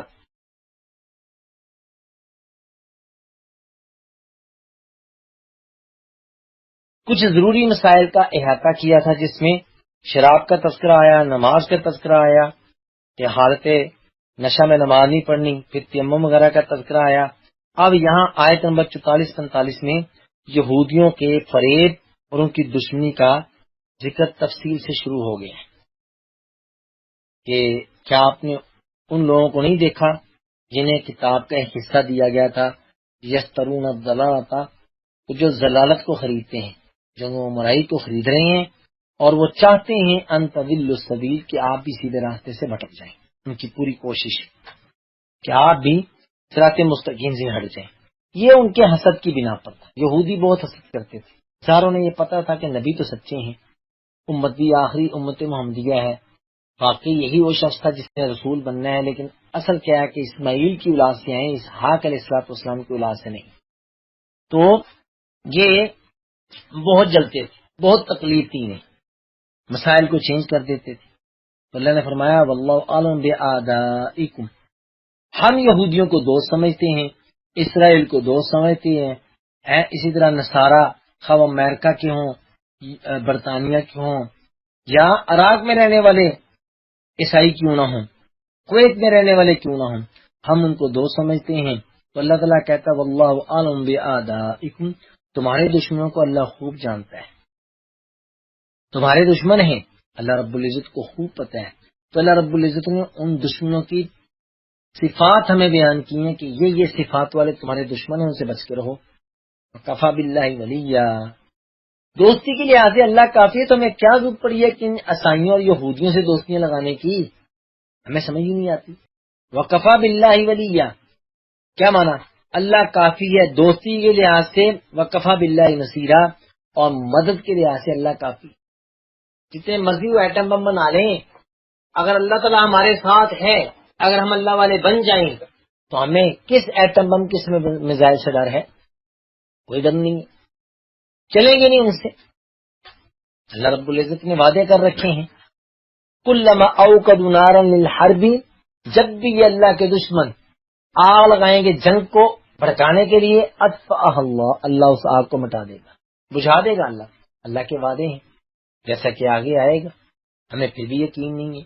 اللہ بار بار کہتا ہے کہ میرے دشمنوں کو، اپنے دشمنوں کو دوست مت بناؤ، ہم پھر دوستی لگا لیتے ہیں. اور وہ کون لوگ ہیں جنہوں نے اللہ کی آیتوں کو بیچا، گمراہی کو خریدا، اور وہ چاہتے ہیں کہ تم بھی سیدھے راستے سے ہٹ جاؤ. اور وہ اللہ جانتا ہے کہ تمہارے دشمن وہ کون ہیں. من الذین ہادو، نمبر 1 یہودی، یہودیوں میں سے ایسے لوگ ہیں جو اللہ رب العزت کے کلمات کو اثر ٹھکانے سے چینج کر دیتے ہیں. کہتے سمینا و عصینا، ہم نے بات سن لی، ہم نہیں مانتے ہیں. ورائنا، نبی وسلم کو جب بلاتے ہیں تو رائنا کہہ کے پکارتے ہیں. کیا مانا؟ اصل اس کا مانا ہے رائنا، ہماری رعایت کیجیے، رائنا ہماری رعایت کیجیے. لیکن وہ اس لفظ کو لیم بالسنتہم، اپنی زبان میں مروڑ کر پیش کرتے تھے، روڑ تروڑ کر. وطن فی الدین، دین میں تان و تشنیع کی وجہ سے وہ کیا کرتے تھے؟ رائینا، ہمارے چرواہے کہہ کے پکارتے تھے. اتنے ظالم تھے یہودی، ہمارے پیغمبر کو چرواہا کہتے تھے، زبانوں کو مروڑ تروڑ کے پیش کرتے تھے. تو یہ کلمہ توہین کا کلمہ تھا. یہ ہے وہ لوگ. کیا آج یہودیوں نے ہمارے نبی وسلم کی توہین نہیں کی؟ اب وہ رائینا تو نہیں کہتے، لیکن انہوں نے آپ کے کارٹون نہیں بنائے، آپ کا تمسخر نہیں اڑایا. اللہ رب العزت کی کتاب قرآن جی جیسی ایک جھوٹی کتاب نہیں بنائی جس میں سورۃ الزنا ظالموں نے لکھی، سورۃ الزنا کے نام سے، کہ زنا کی سورت لکھی کہ نہیں لکھی. اتنے ظالم لوگ ہیں یہ. اور اس کا جھوٹا قرآن جی بنا کے انہوں نے پیش بھی کیا ہے. فرمایا ولو انہم قالوا سمعنا واطعنا، اگر یہ کہتے ہم نے سن لیا، ہم نے فرما برداری کی، واسمع، اور ہماری طرف توجہ سے ہماری بات سنیے، وانظرنا، رائینا کے بدلے میں انظرنا کہتے ہماری طرف دیکھیے، لکان خیر اللہم، تو ان کے لیے بہتر ہوتا، وہ اقوما، زیادہ درست ہوتا. لیکن اللہ نے پر ان کے کفر کی وجہ سے لعنت کی ہے. فلا یؤمنون الا قلیلا، ان یہودیوں میں سے بہت تھوڑے ہی مسلمان ہوں گے. اور واقعتاً ایسا ہوا، یہودیوں میں سے گنتی جنہیں چنے لوگ مسلمان ہوئے تھے. یہودیوں میں سے بہت تھوڑے لوگ مسلمان ہوئے. ہاں نصارہ میں سے تعداد زیادہ تھی. اس لیے فرمایا ایمان والو، یا آگے والی آیت میں فرمایا، آیت نمبر 47 میں یہودیوں کی شرط کا تذکرہ کیا کہ اے اہل کتاب ایمان لے آؤ اس پہ جو ہم نے نازل کی ہے، قبل اس سے کہ ہم چہروں کو تبدیل کر دیں، تمہارے چہروں کو مسخ نہ کر دیں. فنردها علی ادبارها، پھر ان کے ان چہروں کو پیٹھوں کی طرف نہ پھیر دیں، یا او نل انہم، یا ہم ان پہ لعنت ڈال دیں گے جیسے اصحاب سبت پہ لعنت ڈالی تھی۔ اور یہ واقعہ بڑا مشہور ہے کہ یہودیوں نے کیا تھا نا مچھلیاں پکڑنے کے لیے، پھر ہم نے ان کے اوپر لعنت بھیجی تھی، شکلیں بگاڑ دی تھی ان کی بھی، خنزیر اور بندر بنا دیا تھا، کتے بنا دیا تھا۔ اللہ تعالیٰ یہ کرنے پہ قادر ہے، اس لیے فرمایا اللہ تعالیٰ تو شرک کے علاوہ سارے گناہ معاف کر دے گا۔ اے یہودیوں اور عیسائیوں، تم بھی شرک کو چھوڑ کے اللہ کی طرف آ جاؤ، تمہارے سارے گناہ اللہ تعالیٰ مٹا دے گا۔ اس کے بعد اگلی آیت، آیت نمبر 49 میں اس بات کی طرف اشارہ کیا کہ کوئی بھی اپنے آپ کا تزکیہ خود نہ کرے، اللہ کو پتہ ہے کہ وہ کتنا کو پرہیزگار ہے۔ آج یہ بدقسمتی ہے، ہم مسلمانوں میں بھی پائی جاتی ہے، ہم اپنا تزکیہ خود کرنے لگ جاتے ہیں مجلس میں بیٹھ کے۔ تو کہے نا جی آپ کا تعارف کیا ہے جی سسٹر اینڈ برادرز، یہ پوچھے آپ کا تعارف کیا ہے؟ جی میرا نام حفیظ الرحمان ہے، جامعہ سلفی میں استاد ہوں، دیوائی صفومہ میں حافظ اجاز صاحب نے ڈیوٹی لگائی ہے، دورہ تفسیر میں ابتدائی سورۃ الفاتحہ سے سورہ راف تک پڑھانے کی اتنے سال سے ہم تھوڑا بہت پڑھا لیتے ہیں۔ جس طرح اس روم میں بیٹھے ہوئے ہمارے بہن بھائی طالب علم ہیں، ہم بھی ایک طالب علم کی حیثیت سے پڑھاتے ہیں، دعا کریں اللہ قبول کر لے، کافی ہے تعارف۔ اور کیا، یہ تعارف کافی نہیں ہے، لیکن تعارف میں جی فلاں ہوں، میں ڈاکٹر ہوں، میں نے یہ کیا، میں نے فلاں جگہ پہ جا کے درس دیے، فلاں یونیورسٹی میں میرے لیکچر ہوتے رہتے ہیں، فلاں لوگ مجھے بلاتے ہیں، میں فلاں جگہ پر بھی جاتا ہوں، مجھے ڈیفنس میں بھی بلایا جاتا ہے، فوجیوں نے بھی مجھے بلایا۔ یہ کیا تعارف کروا رہا ہے؟ کیا ضرورت پڑی ہے؟ کیا انبیاء علیہ الصلوۃ والسلام نے اپنا تعارف اس طرح کروایا؟ صحابہ اور تابعین نے اپنا تعارف اس طرح کروایا؟ احمد بن حنبل کا واقعہ مشہور نہیں ہے؟ احمد بن حنبل رحمہ اللہ کا واقعہ مشہور نہیں ہے؟ میں اس آیت کے ضمن میں بتانا چاہتا ہوں۔ احمد بن حنبل رحمہ اللہ ایک دفعہ سفر پہ تھے، شدید بارش نے آ لیا، مسافر بن کے جا رہے تھے، شدید بارش ہوئی تو ایک مسجد میں داخل ہو گئے، رات کا ٹائم تھا۔ مسجد کا جو خادم تھا اس نے کہا جی بابا جی باہر آ جائیے، میں نے مسجد کو بند کرنا ہے، بارش ہو رہی ہے۔ کہا جی میں اس چیز کا ذمہ دار نہیں، باہر آ جائیے۔ احمد بن حنبل باہر آ گئے، گزرنے والے نے دیکھا کہ ایک آدمی ہے، بارش پڑ رہی ہے، تو اس نے کہا جی آپ مسافر لگتے ہیں؟ کہا جی بالکل مسافر ہوں۔ کہا کہاں رات گزاریں گے؟ کہا جہاں کہیں موقع ملے گا۔ کہا میرے ساتھ آئیے، لے گیا اپنے گھر میں۔ آپ اندازہ لگائیں جب اپنے گھر میں لے گیا تو اس نے انہیں کھانا کھلایا، گرم گرم بستر دیا، آگ لگائی، سخت سردی تھی، گیلے تھے، کپڑے چینج کروائے، باتیں کی۔ تو احمد بن حنبل کو اس کا رویہ بڑا اچھا لگا، بڑے خوش ہوئے، دعا کر رہا تھا۔ اس نے کہا اللہ نے سب کچھ دے دیا ہے، بس یہ دعا قبول نہیں ہوئی آج تک۔ سب کچھ اللہ سے جو مانگا، اس بندے نے کہا مجھے اللہ نے سب کچھ دیا، بس ایک دعا رہتی ہے، بڑے عرصے سے کہہ رہا ہوں اللہ مجھے احمد بن حنبل سے ملاقات کروا دے، اس بندے سے میں ملنا چاہتا ہوں، لیکن عرصہ ہو گیا کہ اس سے ملاقات نہیں ہو سکی، ذریعہ نہیں مل رہا کس طریقے سے ان سے ملاقات کے لیے جاؤں۔ پھر احمد بن حنبل نے اپنا تعارف کروایا کہ جس بندے سے ملنے کی تم تمنا کرتے ہو میں ہی وہ احمد بن حنبل ہوں۔ وہ حیران رہ گیا کہ اللہ نے آج میری یہ دعا قبول کر لی، وہ حیران رہ گیا۔ تو اللہ رب العزت احمد بن حنبل کو اس کے گھر میں لے گیا جی، لیکن احمد بن حنبل نے اپنا تعارف ہی نہیں کروایا۔ اسی طرح حماد بن سلمہ بہت بڑے محدث، ایک حماد بن زید اور ایک حماد بن سلمہ ہے۔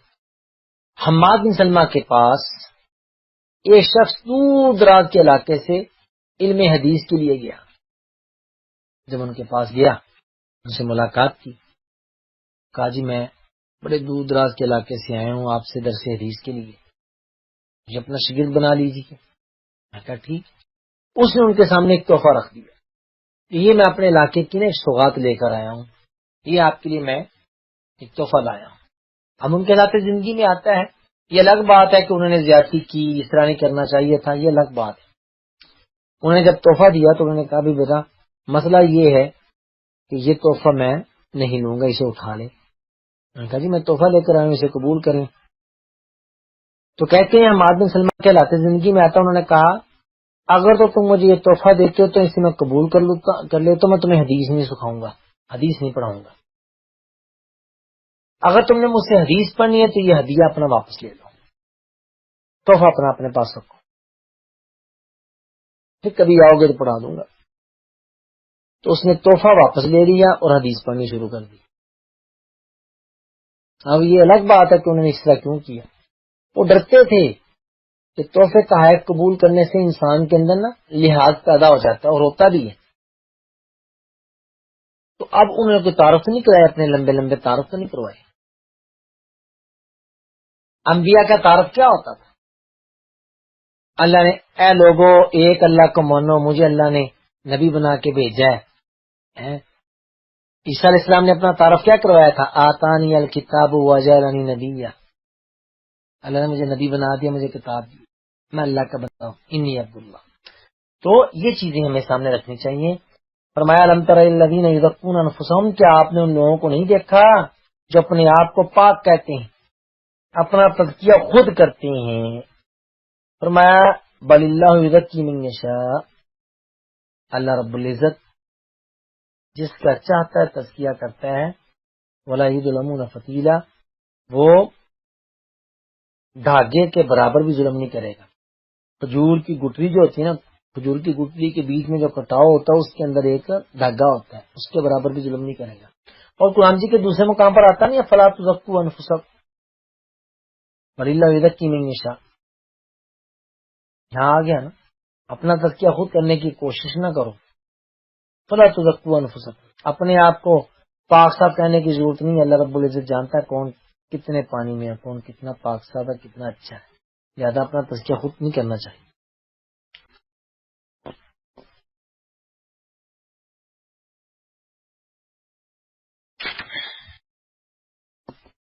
اس لیے سورہ نجم میں بھی اللہ نے فرمایا فلا تزکوا انفسکم هو اعلم بمن اتقى، اپنا تزکیہ خود نہ کرو، اللہ رب العزت زیادہ جانتا ہے کہ تم میں سے متقی و پرہیزگار کون ہے. اسی لیے تعریف کرنے والوں کے چہرے پہ رسول صلی اللہ علیہ وسلم نے مٹی پھینکنے کا کہا ہے نا، کہ جو کسی کی تعریف کرے اس کے چہرے پہ مٹی، تاکہ ریاکاری پیدا نہ. اس کے بعد پھر یہودیوں کی حرکت کا تذکرہ کیا. فرمایا کہ آپ نے نہیں دیکھا ان لوگوں کی طرف جن کو کتاب کا ایک حصہ دیا گیا، یؤمنون بالجبت والطاغوت، یہ بتوں اور باطل معبودوں کی پوجا کرتے ہیں.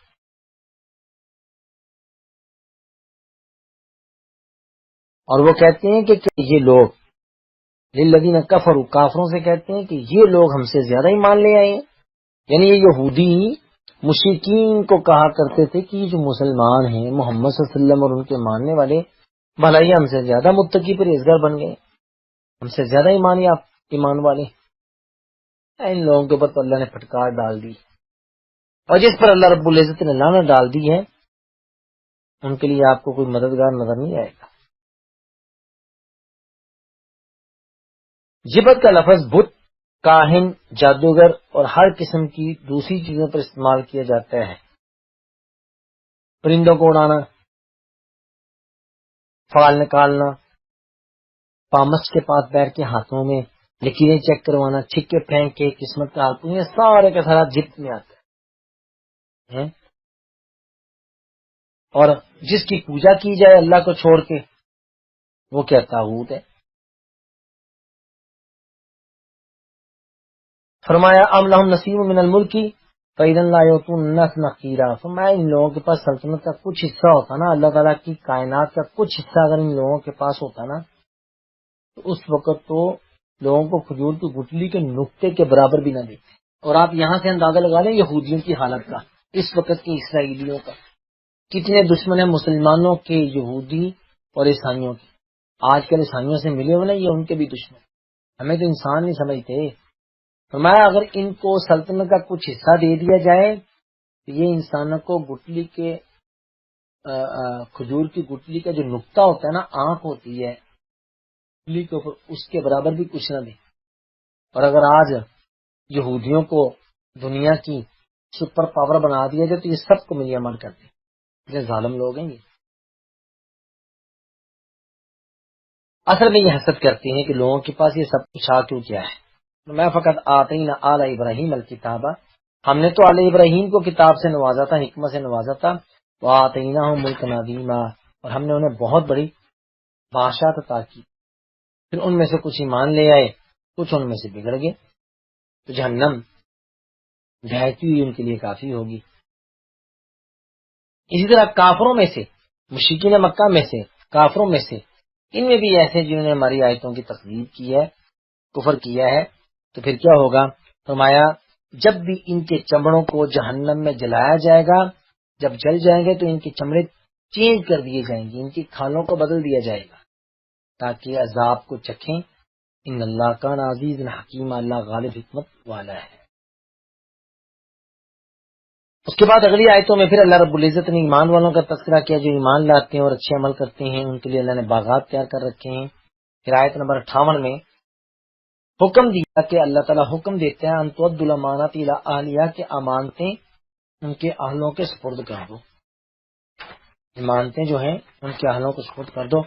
اور اس آیت کا مصداق ٹھہرایا جاتا ہے عثمان بن ابی طلحہ کو، کعبہ کی چابیاں۔ عثمان بن ابی طلحہ کے پاس کعبہ کی کنجیاں تھیں۔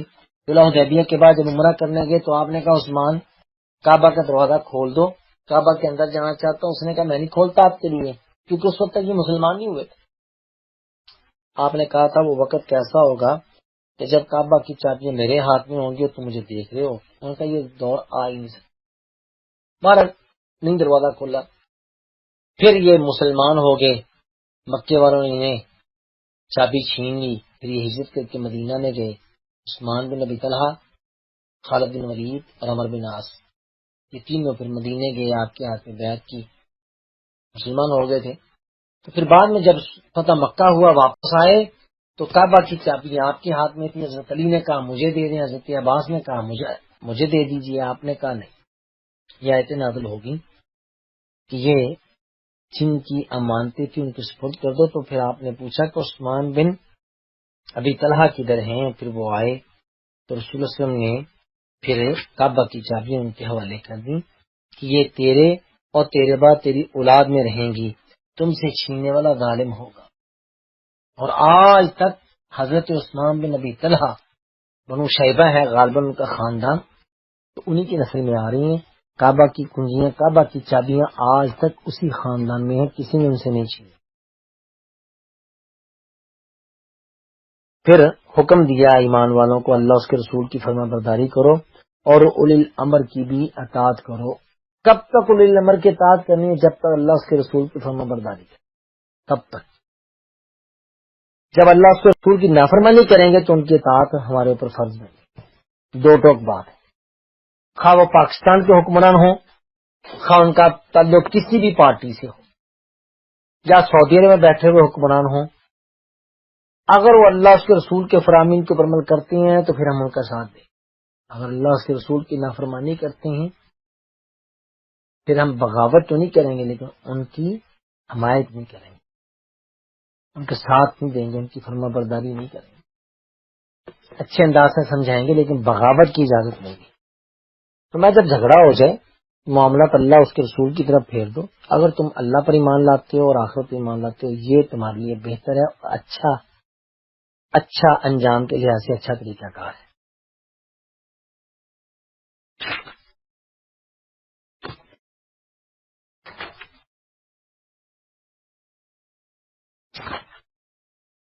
چند آیتیں اور پڑھ لیتے ہیں۔ اس کے بعد فرمایا کیا آپ نے ان لوگوں کی طرف نہیں دیکھا جو یہ خیال کرتے ہیں کہ وہ ایمان لائے ہیں اس چیز کے ساتھ جو آپ کی طرف نازل کی گئی ہے اور جو آپ سے پہلے نازل کی گئی ہے، لیکن فیصلے کن سے کرواتے ہیں؟ طاغوت کے پاس، جھگڑے اپنے باطل لوگوں کے پاس لے جاتے ہیں اللہ اس کے رسول کو چھوڑ کے، حالانکہ انہیں منع کیا گیا تھا اور حکم دیا گیا تھا کہ ان کا انکار کریں۔ اور شیطان سے چاہتا ہے کہ انہیں بھٹکا دے، اور جب ان سے کہا جاتا ہے آؤ اس بات کی طرف جو اللہ نے نازل کی ہے اور رسول کی طرف، تو آپ منافقوں کو دیکھیں گے تو وہ کیا کرتے ہیں، یسدون عنک صدودا، منہ موڑ لیتے ہیں، منہ موڑ لینا۔ یہاں پر بھی یہی کہ جب منافقین کے جھگڑے ہوتے تھے نا تو وہ رسول اللہ سے فیصلے نہیں کرواتے، وہ رسول اللہ سے فیصلے نہیں کرواتے تھے، بلکہ جا کے باطل لوگوں کے پاس بیٹھ کے فیصلے کرواتے تھے۔ اور یہاں وہ مشہور واقعہ بھی سنایا جاتا ہے، حضرت عمر بن خطاب نے ایک بندے کا سر تن سے جدا کر دیا تھا نا، کہ ایک مسلمان تھا اور ایک کافر تھا، تو رسول اللہ کے پاس فیصلہ لے گیا کافر، تو آپ نے کافر کے حق میں فیصلہ کیا تو اس مسلمان کو دکھ ہوا، اور جاتے ہوئے اس نے کہا ذرا عمر بن خطاب سے فیصلہ نہ کروا لیں۔ کہا ٹھیک ہے۔ جب ان کے پاس گئے تو اس نے کہا پیغمبر نے فیصلہ کر دیا تیرے نبی نے، لیکن اس کو اچھا نہیں لگا۔ انہوں نے کہا اچھا مانتا ہوں، تو اندر سے تلوار لا کے اس کی گردن کاٹ دی۔ یہ واقعہ جو ہے نا یہ صحیح نہیں ہے، ہم نے بھی اسکول کی کتابوں میں پڑھا ہوا ہے، لیکن یہ واقعہ سند کے اعتبار سے بالکل صحیح نہیں۔ لوگ یہاں پیش کرتے ہیں کہ یہ واقعہ تھا، لیکن اس میں واقعے کا بیان نہ کرنا اس بات کی دلیل ہے کہ ممکن ہے اس طرح کے کئی واقعات رونما ہوئے ہوں، لیکن یہاں یہ واقعہ بیان کرنا مناسب نہیں۔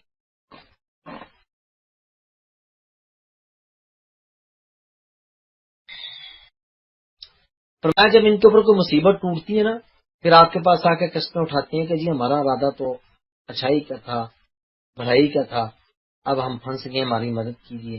یہی وہ لوگ ہیں جو اللہ تعالیٰ جانتا ہے جو ان کے دلوں میں ہے، یعنی ان کے دلوں میں مرض ہے، ان سے منہ پھیر لیجیے۔ وَعِدُهُمْ وَقُلْ لَهُمْ فِي أَنفُسِهِمْ قَوْلًا بَلِيغًا، اور ان نصیحت کیجیے اور ان سے ایسی بات کہہ دو جو ان کے دلوں میں بہت اثر کرنے والی ہے۔ قول بلیغ، نصیحت کیجیے، کل لہم فی انفسہم قولا بلیغا، ایسی بات کرنی چاہیے جس سے بندے کے دل پہ اثر ہو، وہ بات کرنی چاہیے۔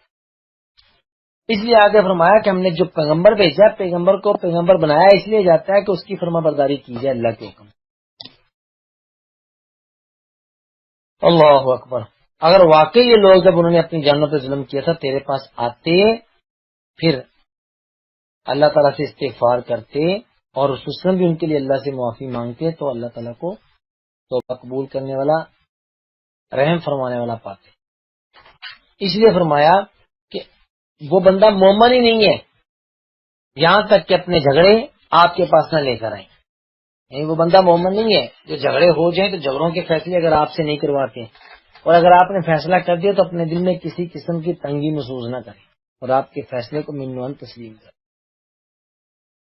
یہاں مشہور واقعہ وہ آپ نے سنا ہوا ہے، نبی صلی اللہ علیہ وسلم کے پھوپھی زاد بھائی زبیر بن عوام کا اور ایک انصاری کا۔ انصاری نے آ کے شکوہ کیا کہ یا رسول اللہ زبیر بن عوام کو کہیں کہ پانی چھوڑ دیں، میں اپنی زمین کو پلا لوں۔ پہلے زمین زبیر بن عوام کی تھی، پانی کا حق ان کا تھا، تو آپ نے کہا زبیر اپنی زمین کو پانی پلاؤ اور کچھ منڈیروں تک پہنچ تو پھر اپنے بھائی کے لیے چھوڑ دو۔ تو انہوں نے آگے سے کہہ دیا آپ نے یہ اس کے حق میں اس لیے فیصلہ کیا کہ آپ کی پھوپھی کا بھائی ہے، پھوپھی زاد بھائی ہے نا، اس لیے فیصلہ کیا ہے۔ تو آپ کو اس کی بات پہ صدمہ ہوا، تو آپ نے فرمایا زبیر اپنی زمین کو اتنا پانی پلاؤ یہاں تک کہ وہ اس کی منڈیروں تک پہنچ جائے۔ پہلے آپ نے لحاظ والا فیصلہ کیا تھا، بعد میں آپ نے انصاف والا فیصلہ کیا کہ تمہارا حق اچھی طریقے سے زمین کو پانی پلاؤ۔ فرمایا جب اللہ اس کا رسول فیصلہ کر دیں یا رسول جب فیصلہ کر دیں تو اسے خوشی سے قبول کرنا چاہیے، بحث مباحثہ نہیں کرنا چاہیے۔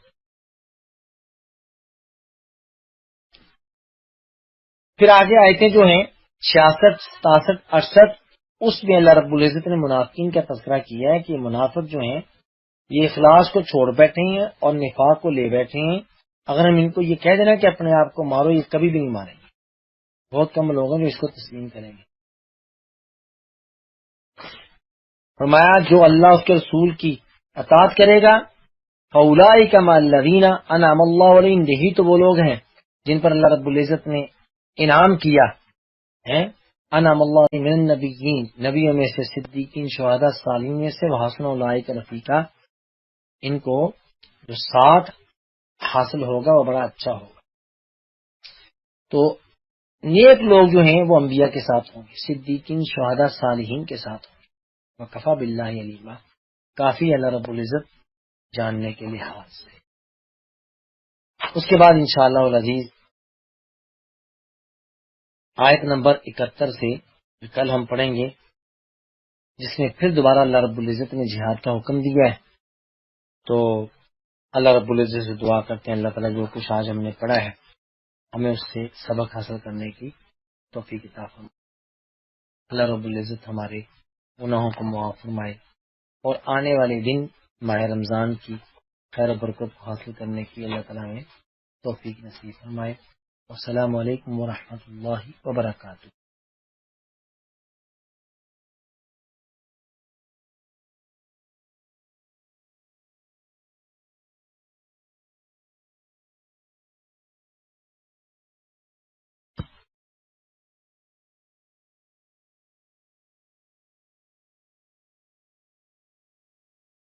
السلام علیکم ورحمۃ اللہ وبرکاتہ۔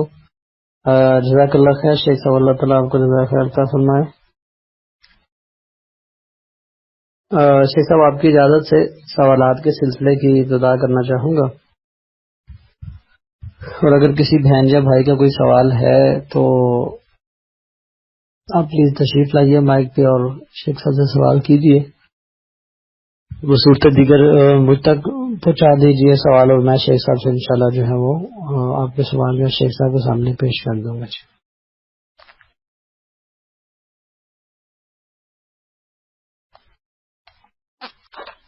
جی شیخ صاحب، پہلا سوال جو پوچھا جا رہا ہے کہ کون سا صدقہ افضل ہے؟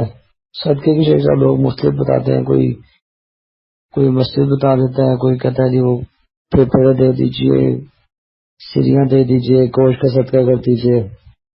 تو صدقات کے بارے میں سوال یہ پوچھا جا رہا ہے کہ کون سا صدقہ سب سے افضل ہے؟ یہ ذرا تفصیل سے جواب اس کا چاہیے، مائک وہاں پہ نہیں چھوڑ۔ السلام علیکم ورحمۃ اللہ وبرکاتہ۔ السلام علیکم ورحمۃ اللہ وبرکاتہ۔ سوال تو کیا جا رہا ہے کہ کون سا صدقہ سب سے افضل ہے، تو اس کی دو صورتوں میں جواب دوں گا۔ نمبر ایک، سب سے بہترین صدقہ وہ ہے جو ضرورت سے زائد مال سے کیا جائے، یعنی بندے کے اپنے حالات اچھے ہوں اور جو اس کے پاس زائد مال ہے اسے اللہ رب العزت کے راستے میں صدقہ کر دیں۔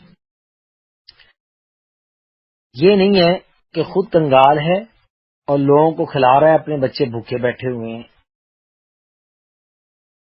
دوسری چیز جو صدقہ کرنا ہے تو اس میں بھی بندے کی کیفیت کو دیکھے، جس سے صدقہ دے رہا اس کی کیا ضرورت ہے، اس کی ضروریات کو مد نظر رکھتے ہوئے بندے کو صدقہ کرنا چاہیے۔ بندے کو روٹی کی ضرورت ہے اور ہم اسے چھوٹا گوشت دے رہے ہیں، بکرا لا کے دے رہے ہیں، جبکہ غریب آدمی 1600-1700 روپے کلو کا گوشت کوئی نہیں کھاتا۔ اسے دینا جو ہے یہ زیادہ اچھا ہے، اس کے بدلے میں کہ اسے 1 کلو گوشت بکرے کا لے کے دے دیا جائے۔ چینی نہیں ہے گھر میں، چینی دینے کے لیے ہم تیار نہیں ہیں، آگے رمضان آ رہا ہے تو اس چیز کو سامنے رکھتے ہوئے چینی، پتی، بیسن، روح افزا، جامع شیرین وغیرہ اس طرح کی چیزیں اسے مہیا کرنا یہ بہترین صدقہ ہے۔ اس کی وجہ غریب آدمی وہ اپنی ہمت کے مطابق چیز لیتا ہے، دکان میں جاتا ہے، یہ 30 روپے والی پتی کی پڑیا دے دیں، 30 روپے والی وہ پڑیا لے گا، جس طرح شیمپو کی چھوٹے چھوٹے پیس ہوتے ہیں، وہ پڑیا لے لے گا اور 2 دن کے بعد پتی ختم ہو جائے گی۔ 20 روپے کی چینی دے دیں، آدھا کلو چینی دے دیں، پائیا چینی دے دیں، یہ بندہ اس کے گھر میں 10 کلو چینی دے دے، اسے استعمال میں لائے گا، ضائع نہیں کرے گا۔ ہم کیا کرتے ہیں، ہم نقدی دے دیتے ہیں۔ سگریٹ پینے والا ہمارے پیسوں سے گول لیف کی سگریٹیں خرید کے پیتا ہے، بچوں کے اوپر وہ خرچ ہی نہیں کرتا، خرچ کرے گا زیادہ سے زیادہ 15 کلو کا آٹے کا تھیلا دے دے گا، باقی سارے 6-7 ساتھ اپنی جیب میں رکھ لے گا، تو یہ ظلم و زیادتی ہے۔ تو گویا کہ اگر آپ نے بہترین صدقہ کرنا ہے تو اس میں بندے کی کیفیت کا لحاظ کرتے ہوئے صدقہ کرے، اس کی ضروریات کیا ہے۔ یہ کہیں نہیں آیا مصیبت کو ٹالنے کے لیے، پریشانی کو دور کرنے کے لیے کالا بکرا، سفید بکرا یا بکرے کا گوشت دے گا تو پھر کیا ہے مسائل ٹلیں گے، نہیں۔ بندے کو کھانا کھلائیں، اس کو لباس مہیا کر دیں، غریب آدمی یا دوائیاں نہیں خرید سکتا اس کو دوائیاں لے دیں، علاج نہیں کروا سکتا اس کا علاج کروا دیں، بچوں کی فیس دے دیں، یہ چیزیں بہتر ہیں۔ السلام علیکم۔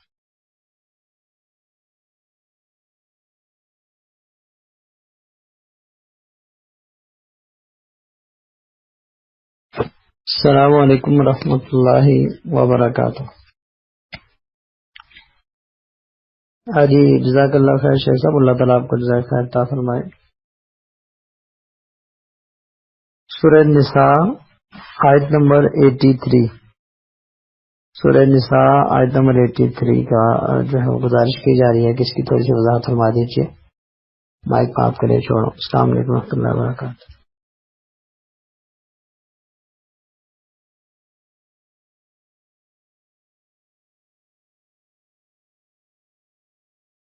وعلیکم السلام ورحمۃ اللہ وبرکاتہ۔ دیکھیں یہ سورۃ النساء کی آیت نمبر 83 انشاءاللہ ہم کل بھی پڑھیں گے، اور پھر بھی میں اس کی تھوڑی وضاحت کرتا ہوں۔ 83 نمبر آیت کے بارے میں پوچھا جا رہا ہے جو ہمارے کل کے سبق کا حصہ ہے۔ وَإِذَا جَاءَهُمْ أَمْرٌ مِّنَ الْأَمْنِ أَوِ الْخَوْفِ أَذَاعُوا بِهِ،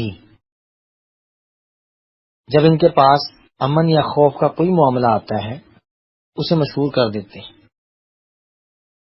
لو ردوہ الی الرسول، اگر وہ اس خبر کو رسول اللہ تک لے آتے، وَإِلَىٰ أُولِي الْأَمْرِ مِنْهُمْ، یا ان میں سے جو اولی الامر ہیں، قبیلوں کے سردار ہیں، ان کے پاس لے جاتے ہیں، بڑے صحابہ کو جا کے بتا دیتے کہ یہ واقعہ رونما ہوا ہے، لَعَلِمَهُ الَّذِينَ، البتہ جان لیتے اسے وہ لوگ یستنبطونہ منہم، ان میں سے جو استنباط کرتے ہیں نا، جو مطلب نکالتے ہیں، مسائل کا حل پیش کرتے ہیں، وہ اس میں سے فائدہ اٹھا لیتے ہیں۔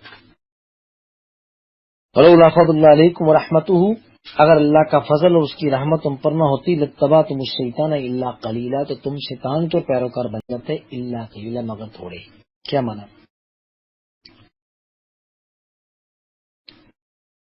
منافقین کی یہ بیماری تھی، مدینہ میں کوئی بھی خبر پھیلتی وہ فوراً اسے پھیلا دیتے تھے، کوئی بھی بات ہوتی نا اسے پھیلا دیتے، جس سے بعض وہ صحابہ جو کمزور ہوتے تھے ان کے حوصلے پست ہو جاتے تھے۔ نو مسلم صحابہ ذرا وہ نہیں جو مضبوط تھے، نئے نئے مسلمان ہونے والے صحابہ ڈر جاتے تھے، مدینے میں بات پھیل جاتی تھی، یہ منافق بزدلی پیدا کرنے کی کوشش کرتے تھے، ہر بات کو پھیلا دیتے تھے، جبکہ تحقیق کی جاتی تو نکلتا کچھ نہیں تھا، جیسے آج کل ہمارے ملک میں بھی یہی حال ہے۔ آپ کے سامنے سیاست میں خط لہرا دیا گیا ہے، کیا اس خط میں اللہ ہی جانتا ہے، یعنی اس طریقے سے سیاست نہیں کی جاتی، دونوں طرف سے ہر طرف سے ایک دوسرے کو گالیاں دی جا رہی ہیں، یہ مسلمانوں کا شیوا ہے، ہر پارٹی دوسرے کو گالیاں دیتی، تو باتوں کو پھیلا کے لوگوں کو متاثر کرنا، اس سے نقصان ہوتا ہے، اس سے ملکوں کو تباہ کر دیا جاتا ہے۔ تو منافقین کے اندر یہ بیماریاں تھیں کہ وہ ہر بات کو پھیلاتے تھے، تو فرمایا کہ جب ایسی ویسی کوئی بات ہو تو ان منافقوں کا کام بنتا ہے کہ رسول اللہ کو آ کے بتائیں یہ کیوں اس طرح کی باتیں پھیلاتے ہیں۔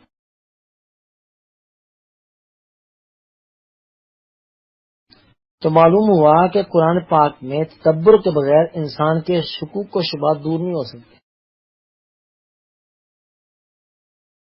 قرآن مجید کو ہم نے پڑھنا ہے، سیکھنا ہے، تو اس میں بھی تدبر کی ضرورت ہے، اور تدبر کن لوگوں سے حاصل ہوگا جو اسے جانتے ہیں۔ یہاں پر یہ ایک آداب سکھا دیے کہ رسول اللہ کے پاس لے آئیں، ظاہر آج رسول اللہ تو نہیں ہے، تو پھر کسی بھی آیت کو سمجھنا ہے، کسی مسئلے کو سمجھنا ہے، پھر ان لوگوں کے پاس لے کر جائیں جو اس فن کے ماہر ہیں، اس سے وہ اچھا فیصلہ کر دیں گے۔ تو بہرحال اس میں ہر چیز کو پھیلانے سے، چھوٹی موٹی باتوں کو آگے نقل کرنے سے منع کیا گیا ہے۔ اس سے آپس میں نفرتیں پیدا ہوتی ہیں، کمزوریاں پیدا ہوتی ہیں، دشمن اس سے فائدہ اٹھاتا ہے، اس سے روکا گیا ہے۔ السلام۔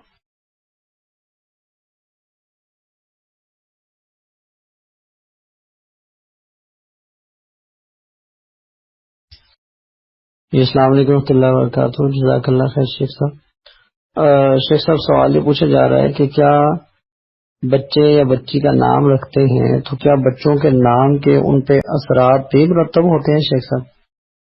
کیا بچوں کے نام کے اثرات بھی مرتب ہوتے ہیں؟ السلام علیکم و رحمۃ اللہ وبرکاتہ۔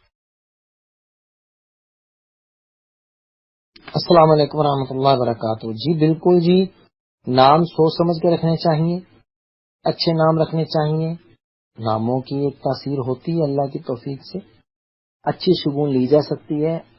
صلح حدیبیہ کے موقع پر جب مسئلہ حل نہیں ہو رہا تھا تو پوچھا کون آ رہا ہے، کہا سہیل بن عمر آ رہے ہیں، سہیل آ رہے ہیں، تو آپ نے ان کے نام سے اچھی شگون لی، فرمایا سہیل آ رہا ہے، اب معاملے میں سہل پیدا ہو جائے گا، آسانی اللہ کر دے گا، واقعی صلح ہو گئی۔ تو نام دیکھ کے اچھے رکھنے چاہیے، اس کا بھی شخصیت پر اثر ہوتا ہے۔ سبحانک اللہم و بحمدک، اشہد ان لا الہ الا انت، استغفرک و اتوب الیک۔ السلام علیکم و رحمۃ اللہ۔